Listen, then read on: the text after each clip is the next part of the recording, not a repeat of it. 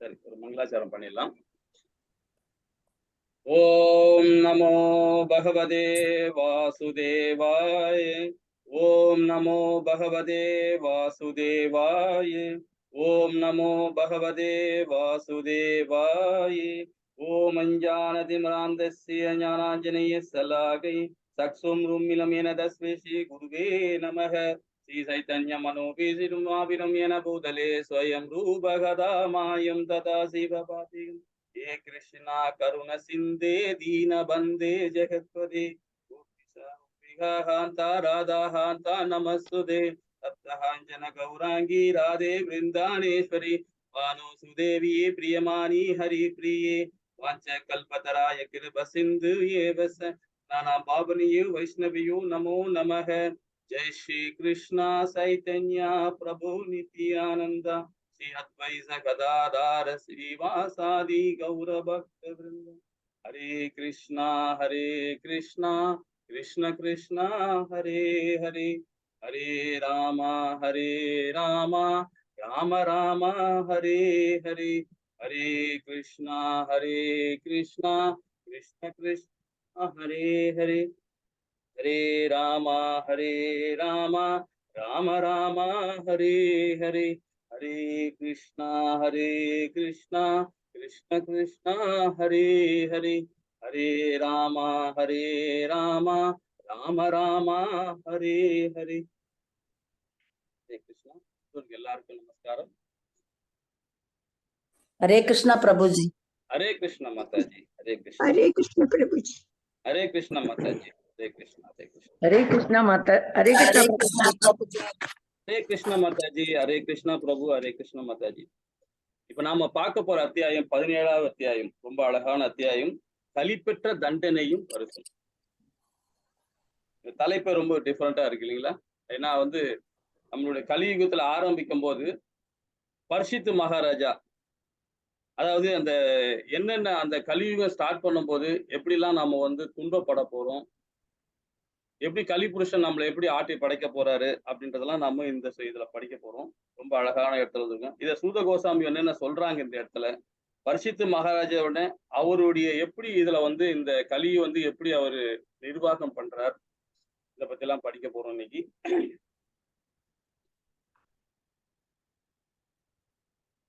அதாவது பாத்தீங்கன்னா இவர் ஒரு சத்திரியன் தான். யாரு? நம்ம பரிசுத்த மகாராஜா ஒரு சத்திரியன் தான்.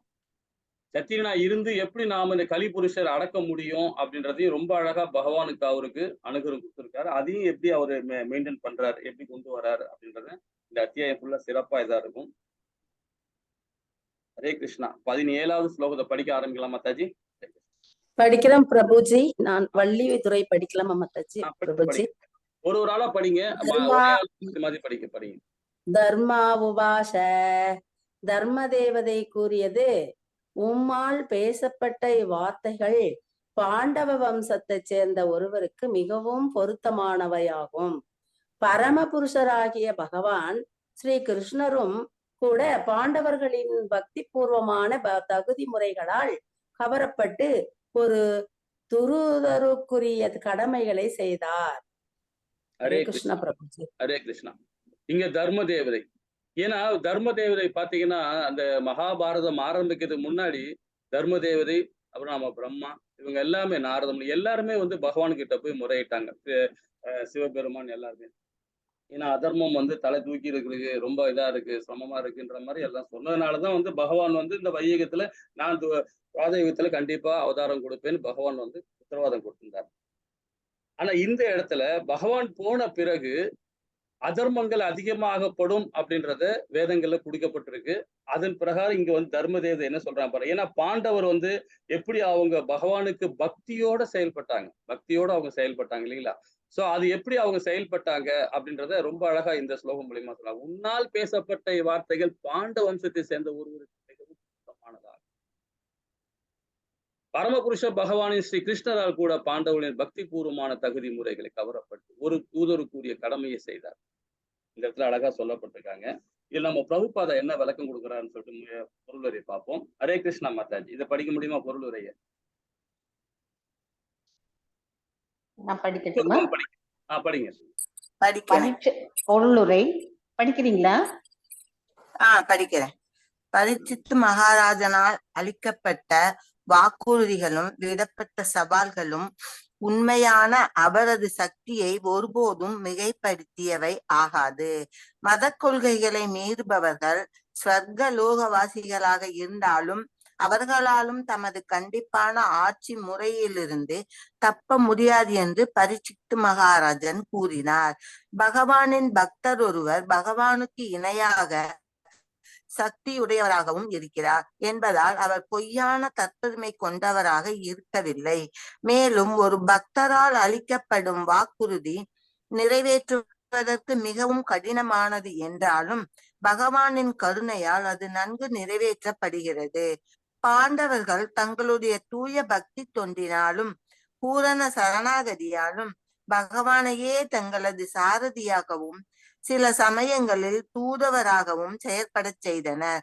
பகவானுக்கு அன்புடன் தொண்டாற்றுவதை தவிர வேற எந்த செயலிலும் ஈடுபடாத தமது தூய பக்தர்களுக்கு தொண்டு செய்ய பகவான் விரும்புகிறார். எனவே தமது பக்தர்களுக்காக பகவானால் நிறைவேற்றப்படும் இத்தகைய கடமைகள் அவரை எப்பொழுதும் இன்பத்தில் ஆழ்த்துபவனாக உள்ளன. அர்ஜுனனின் பேரனும் பகவானின் புகழ்பெற்ற சேவகருமான பரீட்சித்து மகாராஜன் அவரது பாட்டனாரை போலவே பகவானின் தூய பக்தராக இருந்தார். எனவேதான் பகவான் எப்பொழுதும் அவருடனேயே இருந்தார். தன் தாயின் கருப்பையில் உதவியற்ற நிலையில் இருந்த பொழுது அஸ்வத்தாமரின் பிரம்மாஸ்திரத்தால் தாக்கப்பட்ட சமயத்தில் இருந்தே பகவான் அவருடனேயே இருந்து வந்தார். பக்தர் ஒருவர் எப்பொழுதும் பகவானின் பாதுகாப்பிலேயே இருக்கிறார் என்பதால் பரீட்சித் மகாராஜன் பாதுகாப்பு அளிப்பதாக வாக்களித்தது ஒருபோதும் அர்த்தமற்றது ஆகிவிடாது. இவ்வுண்மையை ஏற்றுக்கொண்ட தர்ம தேவதை அரசரின் உயர்ந்த நிலைக்கேற்ப அவர் அளித்த வாக்குறுதிக்காக அவருக்கு நன்றி கூறியது. ஹரே கிருஷ்ணா பிரபுஜி. ஹரே கிருஷ்ணா மாதாஜி. ஹரே கிருஷ்ணா. இந்த இடத்துல பாத்தீங்கன்னா, அதாவது வேத சட்டங்கள் என்ன சொல்லப்பட்டதோ அது பிரகாரம் அதாவது பாண்டவர்கள் கடைபிடிச்சாங்க அப்படின்றது சொல்லப்படுறாரு. அதாவது நம்முடைய தர்ம தேவதையும் இங்க சுட்டி காட்டுறாங்க.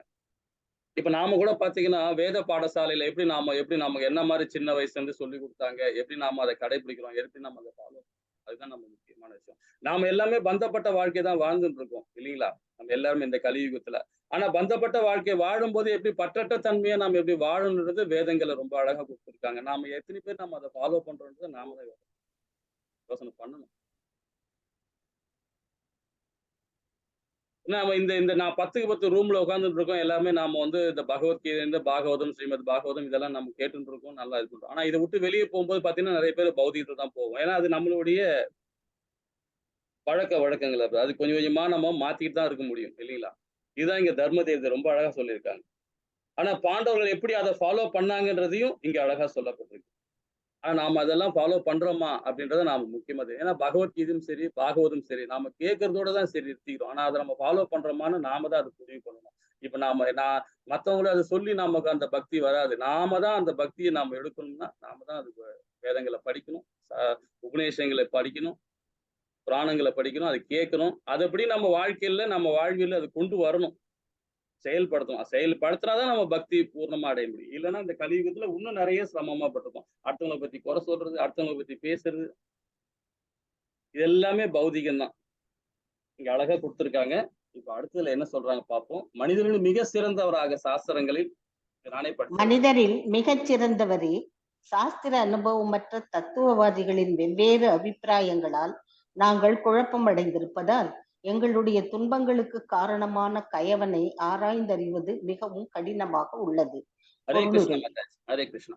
இப்ப இந்த இடத்துல பாருங்க, நம்ம சாஸ்திர தத்துவவாதிகள் 4 பேர் இருக்காங்க, 6 பேர் இருக்காங்க. ஹரே கிருஷ்ணா. 6 பேர் இருக்காங்க. ஏன்னா அவங்க பாத்தீங்கன்னா இப்ப நம்ம வியாத வியாசர் பாத்தீங்கன்னா நம்ம முக்கியமா நமக்கு நல்லா தெரியும் எப்படி அவரு இந்த வேதங்களை எப்படி அவரு கொண்டு வந்திருக்காரு, நம்ம அழகா சிறப்பா கொண்டு வந்திருக்காரு இல்லைங்களா தத்துவவாதிகள். ஆனா ஒரு சில இடத்துல பாத்தீங்கன்னா ஒரு சின்ன சின்ன குழப்பங்கள் இருக்கு. ஒரு சில இடத்துல குழப்பம் வரும். இந்த 6 பேருமே ஒரு இடத்துல நம்ம அந்த தத்துவத்தை பேசும்போது பதஞ்சலி முனிவரும் பாத்தீங்கன்னா அவர் அஷ்டாங்க யோகத்தை ரொம்ப அழகா கொண்டு வந்தார். அதே அஷ்டாங்க யோகத்துல பகவத்கீதையை பத்தி பகவான் என்ன சொல்லியிருக்காரு பாருங்கன்னா, அதுக்கும் முக்தி கிடைக்கும், அதுக்கும் முக்தி கிடைக்கும். ஆனா அது கடினம்னு சொல்லியிருக்காரு. இதுல நம்ம இந்த பகவத் விஞ்ஞானத்துல பாத்தீங்கன்னா, பகவத்கீதை விஞ்ஞானத்திலயும் 6வது அத்தியாயத்துல ரொம்ப அழகா வந்து பகவான் அதை பத்தி ரொம்ப தெளிவா சொல்லியிருக்காரு. ஏன் இது வந்து வியாத வியாசர் வந்து அதுக்குள்ள யாக்கானம் கரெக்டா கொடுத்திருக்காரு. பகவான் என்ன சொன்னாரோ அது அழகா இதுலயும் கொடுத்திருக்காரு 6வது அத்தியாயத்துல. அதே பதஞ்சலி முனிவர் பாத்தீங்கன்னா, அவர் ஒரு தத்துவத்தை கொடுத்திருப்பார். ரொம்ப அழகா அதுல கொண்டு வந்திருக்காரு. ஏன்னா இந்த மாதிரி 6 விதமான தத்துவ ஞானிகள் இருக்காங்க. அந்த தத்துவ ஞானிகள் வந்து அவங்க அனுபவத்து மூலமா சொல்லியிருக்காங்க. ஆனா இப்ப இருக்கிற தத்துவ ஞானிகள் எல்லாம் பாத்தீங்கன்னா அது அனுபவமே இருக்காது. இப்ப பாத்தீங்கன்னா மகாபாரதத்தையும் சரி, ராமாயணத்தையும் சரி, அவங்கவங்க மனம் போன போக்குல அதை எழுதுறாங்க, எழுதி படிய வச்சிருக்காங்க. இப்போ ஒரு அரசியல்வாதி கூட பாத்தீங்கன்னா கூட அரசியல் பேசக்கூடாது. ஒரு வாதி என்ன பண்ணிருக்காரு பாத்தீங்கன்னா, அவரு சம்பந்தமே இல்ல நாத்திக பேசுற ஆளு அவரு. ஆனா அவரு வந்து பத்ம புராணத்துக்கு விளக்கம் எழுதியிருக்காரு. அதை வாங்கி படிச்சு பார்த்தா அதுல ஒண்ணு கூட அது நம்ம ஆன்மீகத்தை சார்ந்தே இல்லை. எல்லாமே பௌதிகத்தை சார்ந்தே இருக்கு. ரெண்டாவது வந்து பாத்தீங்கன்னா அது எல்லாமே நமக்கு நேர்மாறா இருக்கு. அதையும் வாங்கி மக்கள் படிக்கிறாங்க. அதுவும் வந்து ஒரு பெரிய புக் ஸ்டால்ல விற்கிறான், ஆன்மீக புக் ஸ்டால்ல விற்கிறாங்க, திணிச்சிருக்காங்க. அது மாதிரி புக் எல்லாம் வாங்கி கண்டிப்பா படிக்கவே கூடாது. நம்ம பிரபுபாதா பிரபுபாதா அழகா எழுதியிருக்காரு புக்குங்களை. 84 விதமான புக்குகள் எழுதியிருக்காரு. இப்போ நிறைய அவருடைய வழி வந்தவர்கள் நிறைய பேர் நிறைய விதமான புக்குகள் எழுதிருக்காங்க. அந்த மாதிரி புக்குகளை வாங்கி படிங்க. இங்க என்ன சொல்றாரு பாருங்க, மனிதருக்குள் சிறந்த சாஸ்திர அனுபவமற்ற தத்துவவாதிகள் வெவ்வேறு அபிப்பிராயங்கள் தங்கள் குழப்பம் அடைவதால் தங்களுடைய துன்பங்களின் காரணமாக ஐவனுக்கு ஆராய்ந்தறிவு மிகவும் கடினமாக உள்ளது. இது கலியுகத்துல நடக்கிற விஷயம். ரொம்ப அழகா சொல்லியிருக்காங்க. இதுல பிரபுபாதா என்ன சொல்றாருன்னு பார்ப்போம். ஹரே கிருஷ்ண மாதாஜி, படிங்க. ஹரே கிருஷ்ண பிரபுஜி, நான் படிக்கிறேன் பிரபுஜி. உலகில் சாஸ்திர அனுபவமற்ற தத்துவவாதி பலர் உள்ளனர். இவர்கள் செயல் விளைவுகளை பற்றிய தங்களது சொந்த தத்துவங்களை உருவாக்குகின்றனர். முக்கியமாக வெவ்வேறு ஜீவராசிகளுக்கு விளையும் துன்பம் மற்றும் அதன் விளைவு ஆகியவற்றின் காரணத்தை பற்றிய தத்துவங்களை உருவாக்குகின்றனர். பொதுவாக 6 பெரும் தத்துவவாதிகள் உள்ளனர். 1. வைசேஷிக தத்துவத்தின் ஆசிரியரான கணாதர். 2. தர்க்க சாஸ்திரத்தின் ஆசிரியரான கௌதமர். 3. அஷ்டாங்க யோக முறையின் ஆசிரியரான பதஞ்சலி. 4. சாங்கிய தத்துவத்தின் ஆசிரியரான கபிலர். 5. கர்ம மீமாசத்தின் ஆசிரியரான ஜெய்மினி மற்றும் 6. வேதாந்த தரிசனத்தின் ஆசிரியரான வியாசதேவர். தங்களுடைய துன்பங்களுக்கு கலிபுருஷன்தான் காரணம் என்பதை தர்ம தேவதையான எருதும் பூமி தேவியான பசுவும் நன்கு அறிந்திருந்த போதிலும் அவர்கள் பகவானின் பக்தர்கள் என்பதால் அவரது அனுமதியின்றி தங்களுக்கு யாராலும் துன்பம் இழைக்க முடியாது என்பதையும் அவர்கள் நன்கு அறிந்திருந்தனர். பத்ம புராணத்திற்கிணங்க தமது தற்போதைய தொல்லைகளுக்கு முன் செய்த பாவங்களே காரணமாகும். ஆனால் தூய பக்தி தொண்டர் செய்வதனால் அத்தகைய பாவங்களுக்கு கூட படிப்படியாக தேய்ந்துவிடும். இவ்வாறாக பக்தர்கள் விஷமிகளை கண்டாலும் இழைக்கப்பட்ட துன்பங்களுக்காக அவர்களை குற்றஞ்சாட்ட மாட்டார்கள். மறைமுகமான ஒரு காரணத்தினால்தான் இந்த விஷமிகள் செயல்படும்படி தூண்டப்படுகின்றனர் என்றே அவர்கள் நினைப்பார்கள். எனவே அவை பகவானால் அளிக்கப்பட்ட சிறிய துன்பங்கள் என்றெண்ணி பக்தர்கள் அவற்றை பொறுத்துக் கொள்கின்றனர். இல்லையெனில் அவை பெரிய துன்பங்களாக இருந்திருக்க வேண்டியதாகும். பரீட்சித் மகாராஜன் நேரடியான இந்த விஷமிக்கு எதிரான குற்றச்சாட்டை பெற விரும்பினார். ஆனால் மேற்கண்ட காரணங்களில் அவை அதை அழிக்க பசுவும் எருதும் மறந்துவிட்டன. ஆனால் கற்பனை செய்யும் தத்துவவாதிகள் பகவானின் அனுமதியை அங்கீகரிப்பதில்லை. பின்வரும் பதங்களில் விவரிக்கப்பட்டு இருப்பதை போல் தங்களுக்குரிய சொந்த வழியில் துன்பங்களுக்கான காரணத்தை கண்டுபிடிக்க அவர்கள் முயல்கின்றனர். இத்தகைய கற்பனையாளர்கள் குழப்பமான மனதுடையவர்கள் என்றும் இவர்களால் பரம புருஷ பகவானை சர்வ காரணங்களுக்கும் காரணமானவராக ஏற்றுக்கொள்ள முடியாது என்பது ஸ்ரீல ஜீவ கோஸ்வாமி கூறுகிறார். ஹரே கிருஷ்ணா பிரபுஜி. ஹரே கிருஷ்ணா மாதாஜி, ஹரே கிருஷ்ணா. இப்ப நாம கூட பாத்தீங்கன்னா நம்ம கிளாஸ்ல ரொம்ப அழகா அதாவது கபிலர் முனியை பத்தி தத்துவத்தை பத்தி நம்ம படிச்சுட்டு இருக்கோம். அதே மாதிரி பாத்தீங்கன்னா குந்தி மகாராணி அவங்களோட போதனையில பத்தி படிச்சுட்டு இருக்கோம். இத மாதிரி தத்துவ ஞானிகள் வந்து ரொம்ப அழகா நம்ம ஒரு இடத்துல வேதங்கள்ல கொடுக்கப்பட்டிருக்காங்க. ரொம்ப சிறப்பா பண்ணியிருக்காங்க. இப்ப நம்ம முன்னாடி பேசுனதுதான் இல்லைங்களா? இது நிறைய பேர் பாத்தீங்கன்னா ஏகப்பட்ட பேர் புக் எழுதுறாங்க, நிறைய செய்றாங்க. இதெல்லாம் நம்ம படிக்கிறத விட நாம வேதங்கள் என்ன சொல்லப்பட்டதோ அது பிரகாரம் நம்ம ஆச்சாரிகள் மூலியமா படிக்கிற புக்கு தான் ரொம்ப சிறந்தது. புத்தகம் தான் ரொம்ப சிறந்தது என்று நாம இது மூலியா புரிஞ்சுக்கலாம். ஹரே கிருஷ்ணா. 19வது ஸ்லோகம் படிக்கலாம் மாதாஜி.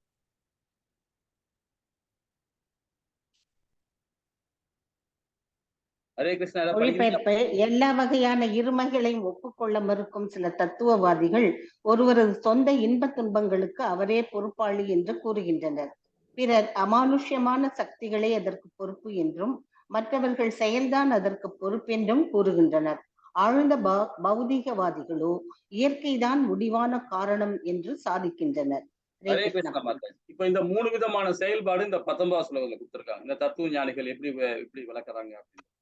இதுல என்ன மாதிரி புரிதல் பாருங்க. சொந்த இன்ப துன்பங்களுக்கு அவரே பொறுப்பாளி என்று கூறுகின்றனர். பிற அதாவது அம்னாசமனமான சக்திகளே அதற்கு பொறுப்பு என்றும் மற்றவர்கள் செயல்தான் அதற்கு பொறுப்பு என்றும் கூறுகின்றனர்.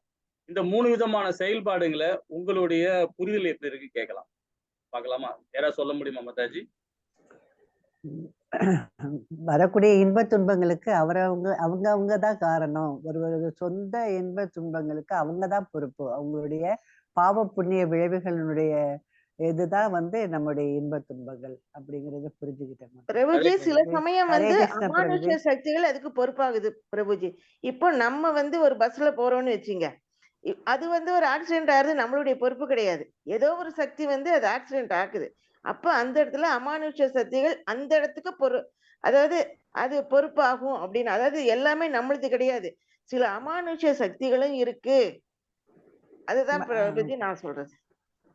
ஹரே கிருஷ்ணா மாதாஜி.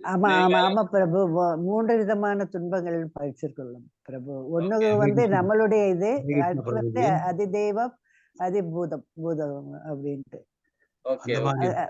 நம்மளுடைய இதுவும் காரணம், மற்ற இது வெளி இது இருக்கு தெய்வங்களுடைய. இப்ப ஃப்ளட் எல்லாம் பயங்கரமா வருது, இயற்கை சீற்றம் இதெல்லாம் வருது பிரபு. நம்மளுக்கு மாத்திரம் இல்ல, இது ரெண்டுமே உண்டு. அதுக்குள்ள இறைவனோட இதுதான் இருக்கு, அமானுஷ்யமும் இருக்கு. நம்ம அனுபவிக்கிறது நம்மளுடைய இது, மற்றபடி வரக்கூடியது தெய்வம். ஹரே கிருஷ்ணா. வேற யாராவது சொல்ல? பிரபுஜி ஏதோ சொல்ல வந்த ஜானகிராம் பிரபு. ஹரே கிருஷ்ணா பிரபுஜி. சொல்லுங்க. ஒரு விபத்துல ஏற்படுதுன்னா விபத்துல ஒரு சில பேர் தவிர்றாங்க. அது தவிர்க்க முடியாத சமாச்சாரம் தான் மாதாஜி சொன்ன மாதிரி. ஒரு லேட்டஸ்டா நம்மளுக்கு எங்க ரிலேஷன்ஸ் பெங்களூர் போறாங்க, வயா பாலமேர் ரோட்ல ஒரு ட்ரக் நின்னுக்குது, வெயில். அது போயின்னு நினைச்சுக்கிட்டு ஸ்ட்ரைட்டா போய் அடிச்சுட்டாங்க. அதை அடிக்கும்போது அதுல ஒரு குழந்தை மட்டும் மடி மேல இருந்த குழந்தை ஒரு 10-15 அடி தொலைவா வேலி தாண்டி கீழே வந்துடுது. அதுல இருக்கிற மொத்த பேருமே இறந்துடுறாங்க. அந்த ஊரெல்லாம் மொத்தத்தையும் ஒரு கல்யாணத்துக்கு போறாங்க. ஒரு 300-400 சவரன் நகை அவங்க கிட்ட இருந்து அந்த ஊர் தலைவெல்லாம் கிட்ட இருந்து கணக்கு எடுத்து எல்லாம் வச்சுக்கிட்டு எல்லாரையும் வர சொல்லி, பாருப்பா இவ்வளவு அது இருக்குது, இவங்ககிட்ட இவ்வளவு பணம் இருக்குது, இவ்வளவு நகை இருக்குது, எல்லாம் இறந்துட்டாங்க, குழந்தை மட்டும் அங்க அந்த பக்கம் முடிஞ்சுக்குது. குழந்தை ஏன்னு சொல்றேன்னா, அந்த குழந்தை எஸ்கேப் ஆகணும் இருக்குது. இவங்ககிட்ட இருந்த குழந்தை தான் ஆக்சிடென்ட் ஆகுது, அது மட்டும் போய் தனியா விழுந்துருது. அப்ப அதுக்கெல்லாம் கல்யாணம் பண்ணி ஆகி போச்சு, முடிஞ்சு போச்சு கதை. ஏன்னு சொல்றேன்னா, யாரு முடிவு எந்த ஸ்டேஷன்ல அவங்களுக்கு முடிவு வருதோ இறங்கிதான் ஆகணும், வேற வழியே இல்லைன்றது. இதை தவிர்க்க முடியாத ஒரு சமாச்சாரம்ன்றது பகவான் செயல் தான். அதே போல இந்த இது நம்ம பாண்டிச்சேரியில ஒரு ஆசிரமம் இருக்கு, அந்த பக்தர் ஒருத்தர் இருக்காருங்க, சேட்டு. அவரு அதே போல்தாங்க பாண்டிச்சேரி விழுப்புரம் கிட்ட ஒரு ஆக்சிடென்ட் ஆகுது பிரபுஜி. ஒரு குழந்தை திடீர்னு ஏதோ துரத்தது ஓடி விழுந்துடுது, காரே அடிச்சிடுது. அது கார் அடிச்சுட்டு ஓடி போய் அவர் அந்த ரொம்ப தீவிர பக்தர் போய் பார்த்தா அந்த குழந்தைக்கு ஒண்ணுமே ஆகல, சிரிக்குது, அது எழுது. இவங்க அப்படியே கையெல்லாம் நான் நடுங்கி போய் அவங்க பேரண்ட்ஸ் எல்லாம் ஓடி, என்ன கண்ணு தெரியுதா? இல்லம்மா, திடீர்னு அந்த குழந்தை எங்களுக்கு என்னம்மா தெரியும், சைட்ல இருந்து ஓடி வந்தா அப்படின்னு சொல்லி அவங்ககிட்ட காசு கொடுத்து பாருமா, நல்லா இருக்குது குழந்தை, ஒண்ணு எதுனா பிரச்சனை இருந்தா டாக்டர் கிட்டன்னு போங்க, காசு அப்படின்னு சொல்றாரு அவரு. ஏன்னா என்னுடைய வேண்டுதல் சாமி மேல இருந்தா எந்த விதமான தவறு நடக்கல, நான் ஒன்றும் தவறு பண்ணல, பகவான் அந்த இடத்துல எனக்கு காப்பாத்துறாரு. அங்க ஒரு அம்மன் இது இருக்குது பாண்டிச்சேரியில, அவங்க தான் கும்பிடுவாங்க போய் நிறைய பேர். ரொம்ப காமா இருக்கு அந்த இடத்துல, ஒரு ஆசிரமம் இருக்கு, அந்த தெரிஞ்சிருக்குன்னு ரொம்ப நல்லா இருக்கு. ஏன் சொல்றேன்னா, அது அன்னை ஆசிரமம். அன்னை எந்த ஆசிரமம் ஆசிரமம்? அன்னை பாண்டிச்சேரியில. அன்னை ஆசிரமம். ஆமா ஆமா, அது உள்ள போனவே நம்ம யாரும் பேச முடியாது. பாண்டிச்சேரியில அன்னை ஆசிரமம். ஆமா ஆமா. ஹரே கிருஷ்ணா. ஹரே கிருஷ்ணா பிரபு, ஹரே கிருஷ்ணா. ரொம்ப அழகா சொன்னீங்க. இப்ப நாம பாத்தீங்கன்னா இந்த 4 விதமான செயல்பாடு நம்ம துன்பங்கள் என்ன பண்றது, தத்துவவாதிகள் எந்த மாதிரி சொல்றாங்க அப்படின்னு நம்ம புரிஞ்சுக்கிட்டோம் இல்லைங்களா? இது கலியுகத்துக்கு மாத்திரம் தான் சிறந்தது. இது கலியுகத்துக்கு மாத்திரம் தான் நாம இதை ஒப்பிட்டு பார்க்க முடியும். அதே துவார யுகத்திலும் சரி, மற்ற 3 யுகத்திலும் சரி, இதை ஒப்பிட போற காரணம் என்னன்னு பாத்தீங்கன்னா, அங்க தனி மனித ஒழுக்கம் ஒண்ணு இருந்தது. இங்க நாம தனி மனித ஒழுக்கம் யாருக்குமே கிடையாது. 100% கிடையாது சொல்லலாம். நான் சொல்லுவேன், நான் கூட சொல்லுவேன், நான் நல்லா கரெக்டா இருக்கேன்னா பகவானுக்கு சேவை பண்றேன், அது பண்றேன், இது பண்றேன். கண்டிப்பா கிடையாது. 100% கிடையாது. தனி மனித ஒழுக்கம் எங்க இல்லாத போதோ அந்த இடத்துல கலியுகத்துல பாத்தீங்கன்னா இந்த மாதிரி சம்பவங்கள் நடக்குது. இப்ப பிரபுஜி சொன்னாங்க, இது மாதிரி ஆக்சிடென்ட் நடக்குது, பண்றாங்க, அப்படி பண்றாங்க. இதுல பகவான் என்ன சொல்றாருன்னா, அது ஸ்ரீமத் பாகவத்துல ரொம்ப அழகா பகவத்கீதா, ஹரே கிருஷ்ணா, ஸ்ரீமத் பகவத்கீதையில ரொம்ப அழகா சொல்லிருக்காரு. 6.5 ரொம்ப தெளிவா சொல்லிருக்காரு. நாம என்ன செயல்படுறோமோ, நாம என்ன மாதிரி செயல்படுறோமோ அதுதான் காரணமே. அது இப்போ ஒரு வண்டி ஓட்டின்னு போறாரு, ஒரு டிரைவர் ஓட்டின்னு போறாருன்னா, அதே அவர் பகவானுடைய சேவையில் அவர் ஓட்டின்னு போனாருன்னா கண்டிப்பாக அந்த ஒரு நிகழ்வு நடக்காது. அதே எதிர்பாராம எதிர்த்தாப்புல வரும். நாமோட கரெக்டா போயிட்டு இருப்போம், நம்ம பக்தி சேவையில கரெக்டா போயிட்டு இருப்போம். ஆனா எதிர்த்தாப்புல வரும் பாத்தீங்கன்னா, அவரு வேற ஒரு பௌதிகத்துல இருந்தாருன்னா அது வரும், ஆக்சிடென்ட் ஆகும். நீங்க அது சொல்ற மாதிரி வரும். அதே நாம இருக்கிற மாதிரி நாம எப்படி இருக்கிறோமோ அதே மாதிரி மத்தவங்க நம்மளை ஃபாலோ பண்ண ஆரம்பிச்சாங்கன்னா கண்டிப்பாக இந்த வையகத்துல எல்லாருமே பகவானுடைய சேவையில வர ஆரம்பிச்சுட்டாங்கன்னா கண்டிப்பா இந்த மாதிரி இதெல்லாம் தவிர்க்கப்படும். இயற்கை பாத்தீங்கன்னா எப்படி இயற்கை அது பாட்டு அமைதியா தான் இருக்கும். அது நம்ம பகவானுக்கு கொடுத்த சக்தி. அது பகவானுடைய உயர் சக்தியிலிருந்து வந்ததுதான் அதுவும், ஜடசக்தியிலிருந்து வந்ததுதான் அதுவும் இயற்கை. அந்த இயற்கையை நாம ஏன் அது பகவானுக்கு தெரியும் எப்ப நாம அது இது பண்ணணும்ன்றத. நாம தனி மனித ஒழுக்கத்தை நாம கரெக்டா நாம ஃபாலோ பண்ண ஆரம்பிச்சோம்னா நம்மளை பார்த்து எல்லாருமே, நம்ம தந்தையார் சரி, தாயார் சரி, பிள்ளைகள் சரி, பேர பிள்ளைகள் சரி, நம்ம சொத்தார் உடனே எல்லாரும் நம்மளை பார்த்து அதை ஃபாலோ பண்ண ஆரம்பிச்சாங்கன்னா அப்புறம் ஒரு வீடு சரியாகும், ஒரு நாடு சரியாகும், ஒரு ஊரு சரியாகும், ஒரு உலகம் சரியாகும். கரெக்டா எல்லாமே சரியாகும். அப்ப இயற்கை நம்மள எந்த ஒரு பிரச்சனையும் பண்ணாது.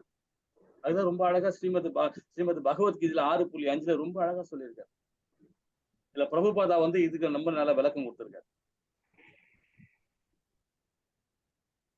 இது படிங்க மாதாஜி, அதோட பொருளுரை குறிப்பிட்டபடி ஜெய்மனியையும் அவரது ஆதரவாளர்களையும் போன்ற தத்துவவாதிகள் எல்லா இன்பத் துன்பங்களுக்கும் பலன் கருதும் செயல்களே மூல காரணம் என்று நிலைநாட்டுகின்றனர். மேலும் பரம அதிகாரியான சக்தி வாய்ந்த பகவான் ஒருவர் இருந்தாலும் அவர் ஒருவரின் செயல்களுக்கு ஏற்பவே பலன்களை அளிக்கிறார் என்பதால் அவரும் அக்கருமங்களின் ஆதிக்கத்திற்கு கீழ்ப்பட்டவரே என்றும் அவர்கள் நிலைநாட்டுகின்றனர். செயல் ஒரு குறிப்பிட்ட நபரால் செய்யப்படுகின்றது என்பதால் அது சுதந்திரமானதல்ல என்றும், அதனால் செயலாற்றுபவரே அவரது சொந்த இன்ப துன்பங்களுக்கு காரணம் என்றும் அவர்கள் கூறுகின்றனர். பௌதீக பற்றிலிருந்து ஒருவன் தனது மனதை விடுவித்துக் கொள்வதன் மூலம் அவனால் பௌதீக துன்பத்திலிருந்து தன்னை விடுவித்துக் கொள்ள முடியும் என்று பகவத்கீதையும் 6.5 உறுதி செய்கிறது. எனவே ஜடப்பற்றில் மனதை ஈடுபடுத்தி ஜடத்தில் ஒருவர் சிக்கிக் கொள்ளக்கூடாது. இவ்வாறாக ஒருவரது இன்ப துன்பங்களில் அவரது மனம் அவருக்கு நண்பனாகவோ அல்லது எதிரியாகவோ உள்ளது. பௌதிகமயமான சாங்கிய தத்துவத்தை கொண்டுள்ள நாஸ்திகர்கள் ஜட இயற்கைதான் எல்லா காரணங்களுக்கும் மூல காரணம் என்று வாதிக்கின்றனர். பௌதீக மூலப்பொருட்களின் சேர்க்கைகள் தான் பௌதீக இன்ப துன்பங்களுக்கு காரணங்களாக உள்ளன என்றும், ஜடத்தின் நசிவுதான் எல்லா பௌதிக துன்பங்களில் இருந்தும் விடுபடுவதற்கான வழி என்றும் அவர்கள் கருதுகின்றனர். அணுக்களின் சேர்க்கைதான் அனைத்திற்கும் காரணம் என்பதும் கௌதமர் மற்றும் கனாடர் ஆகியோரின் கண்டுபிடிப்பாகும். மேலும் அஷ்டவத்திரரை போன்ற அருவவாதிகள் ஆன்மீகமான பிரம்ம ஜோதிகள் எல்லா காரணங்களுக்கும் காரணம் என்று வாதிக்கின்றனர்.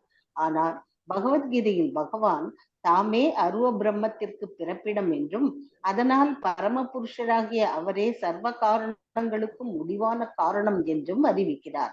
பகவான் ஸ்ரீ கிருஷ்ணர் தான் சர்வ காரணங்களுக்கும் முடிவான காரணம் என்பது பிரம்ம சம்ஹிதையிலும் உறுதி செய்யப்பட்டுள்ளது. ஹரே கிருஷ்ணா பிரபுஜி. ஹரே கிருஷ்ணா. ரொம்ப அழகா கொடுத்துருக்காரு பாத்தீங்களா நம்ம பிரபுபாதா, என்ன மாதிரி அழகா விளக்கம் கொடுத்துருக்காரு பாருங்க.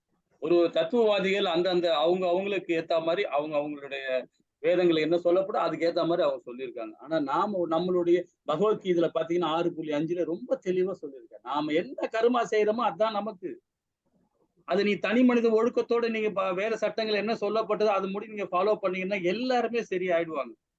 நம்ம அடுத்தவங்களை குறை சொல்ல மாட்டோம், யாரையும் பத்தி இது பண்ண மாட்டோம், வஞ்சிக்க மாட்டோம், அழமாட்டோம். முதல்ல நம்ம அழவே மாட்டோம். அழுது எங்க அழணும்? பகவானுக்கு முன்னாடி நான் உன்னுடைய சரணாகதி அடையணுமே பகவானே, நான் உங்க கமல பாதங்களை சரணாகதி அடையணும். எப்ப அதுக்கு கிடைக்கும்ன்ற அதுதான் நாம் அழணுமே தவிர நாம இந்த பௌதிகத்துல அழுதுனா நம்ம கண்டிப்பாக நம்ம வீழ்ச்சி அடைவோம்.